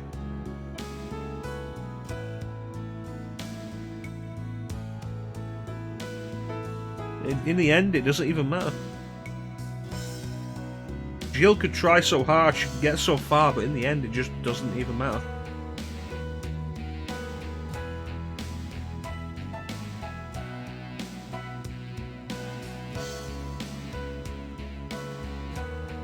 Plus, it also makes no sense for Nikolai to shoot the vaccine. And changing Nikolai from supervisor to just dick who's being paid by somebody,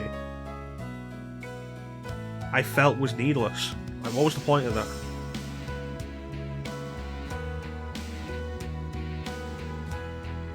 I don't even think it was a case of time and effort with RE3 Remake. A lot of it just felt pointless and unneeded.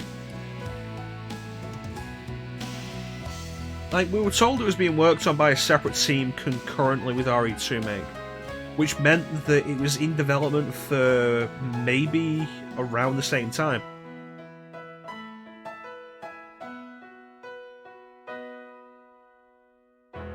And it just... It came out feeling pretty rushed.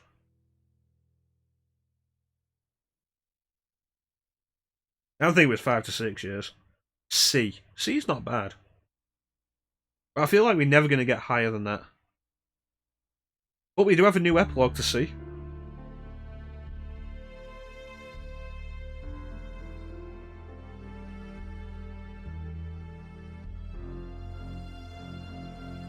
Leon Scott Kennedy is confronted by a man who claims to be a US government agent. Leon says, "Leave Sherry alone. She's innocent." "She knows too much," the man replies. He looks at Leon and says, "But you have value. This is a good deal. Make your choice." Without regret or hesitation, Leon closes his eyes and then sharply responds. No, RE2 came out in 2019, so it's 4 years of development.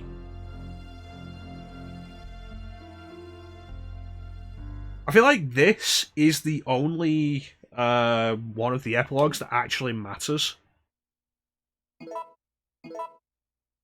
It's the only one that was actually carried on in any way.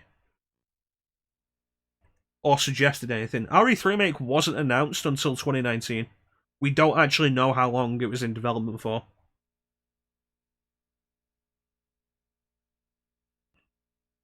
So that is 4 epilogues, I think. Halfway there.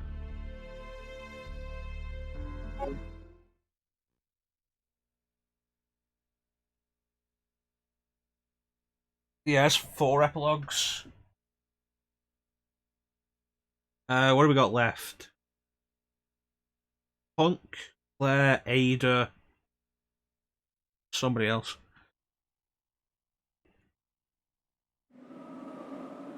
Yeah, Chris is barely alludes to Code Veronica.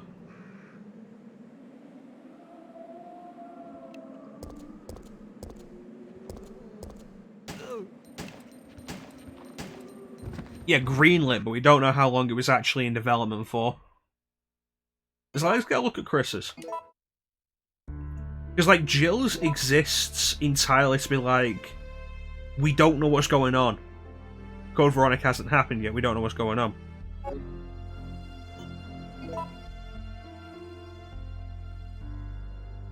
And this is like, oh yeah. Short time later, Chris discovered that his sister was looking for him but was caught. Yeah, no, that's fair enough. It does lead into Code Veronica. So it's kind of a tease. In which case, you think it'd be a better idea for it to be the first one you get, rather than the second one. Yeah, Bane's done RE3 a lot. Bane's way more up on RE3 than I am. Bane should be the one streaming RE3. But we'd have to do it on PlayStation for Bane.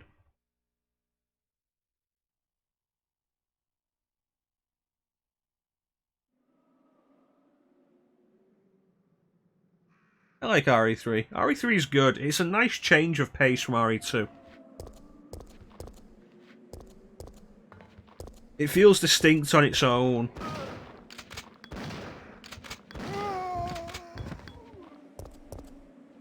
I feel like Code Veronica and RE3 were in development at the same time, but RE3 was originally going to be smaller in scope until, like you say, Sony lost their shit.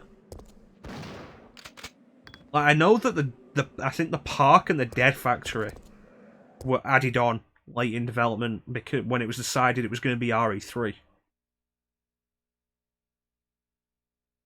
Yeah, no, I mean, the idea of a traditional Resident Evil game by this point... Like, you think traditional Resident Evil game, you think probably RE2. But RE2 was already, like, fairly different from RE1. It was more actionized. The dual scenario system was different. At this point, traditional Resident Evil just means fixed camera and tank controls. Because it's the one constant through the classics.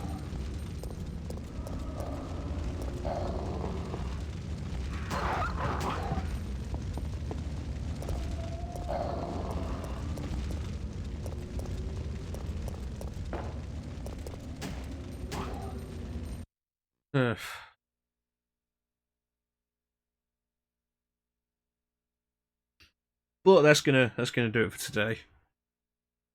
I'm glad we got through all of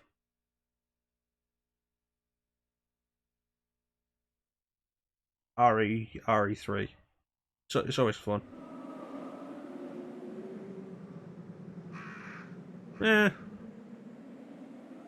mean, I spent most of the game with the Eagle anyway, because I like its fire rate and the headshot chance.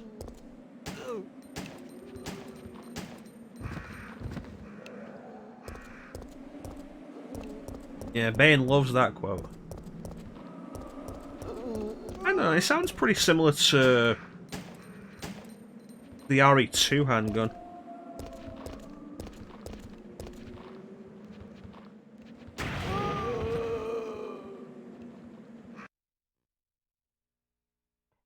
Nah.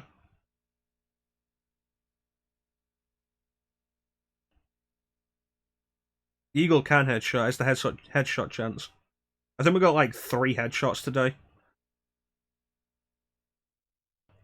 Alright, but that's gonna do it for today. We're not gonna raid because we don't do the raids because I don't want to make people feel like they have to feel obligated to do it. But I will leave a suggestion of somebody you can check out if you wanna in relation to this. Batgirl26, currently online playing Code Veronica.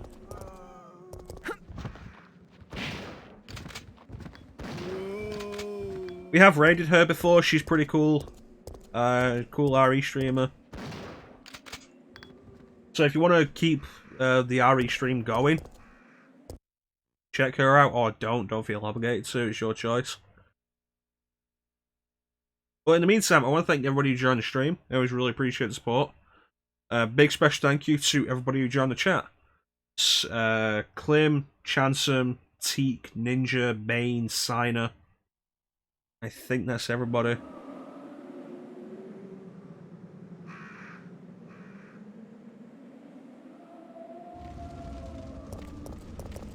We'll be back on Tuesday, 8 PM Greenwich Mean Time GMT, with more Arkham City. Probably be able to finish that, but I'm not sure how long the side stuff's gonna take.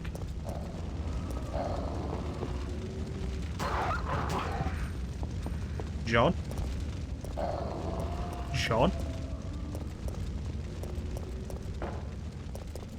John?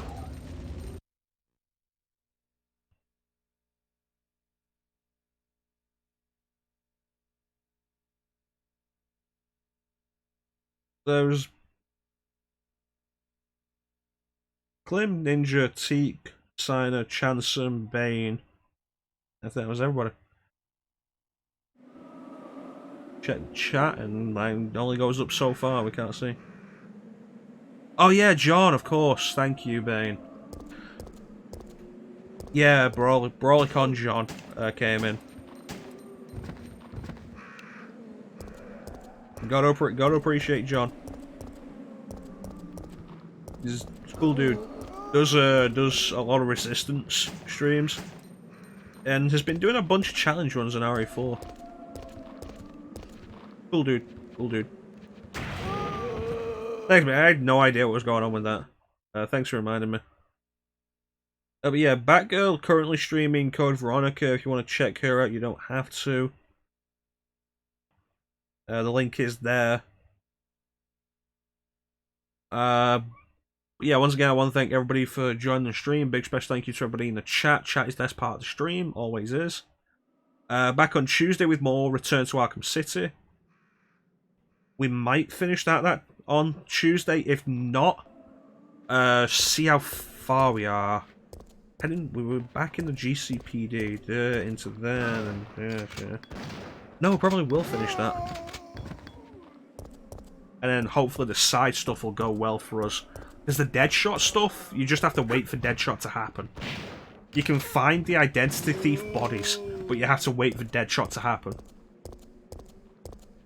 But yeah, with that, I want to thank everybody for watching.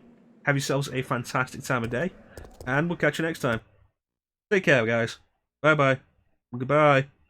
Bye. Bye-bye. Bye. Bye-bye. Bye. Bye-bye. Bye.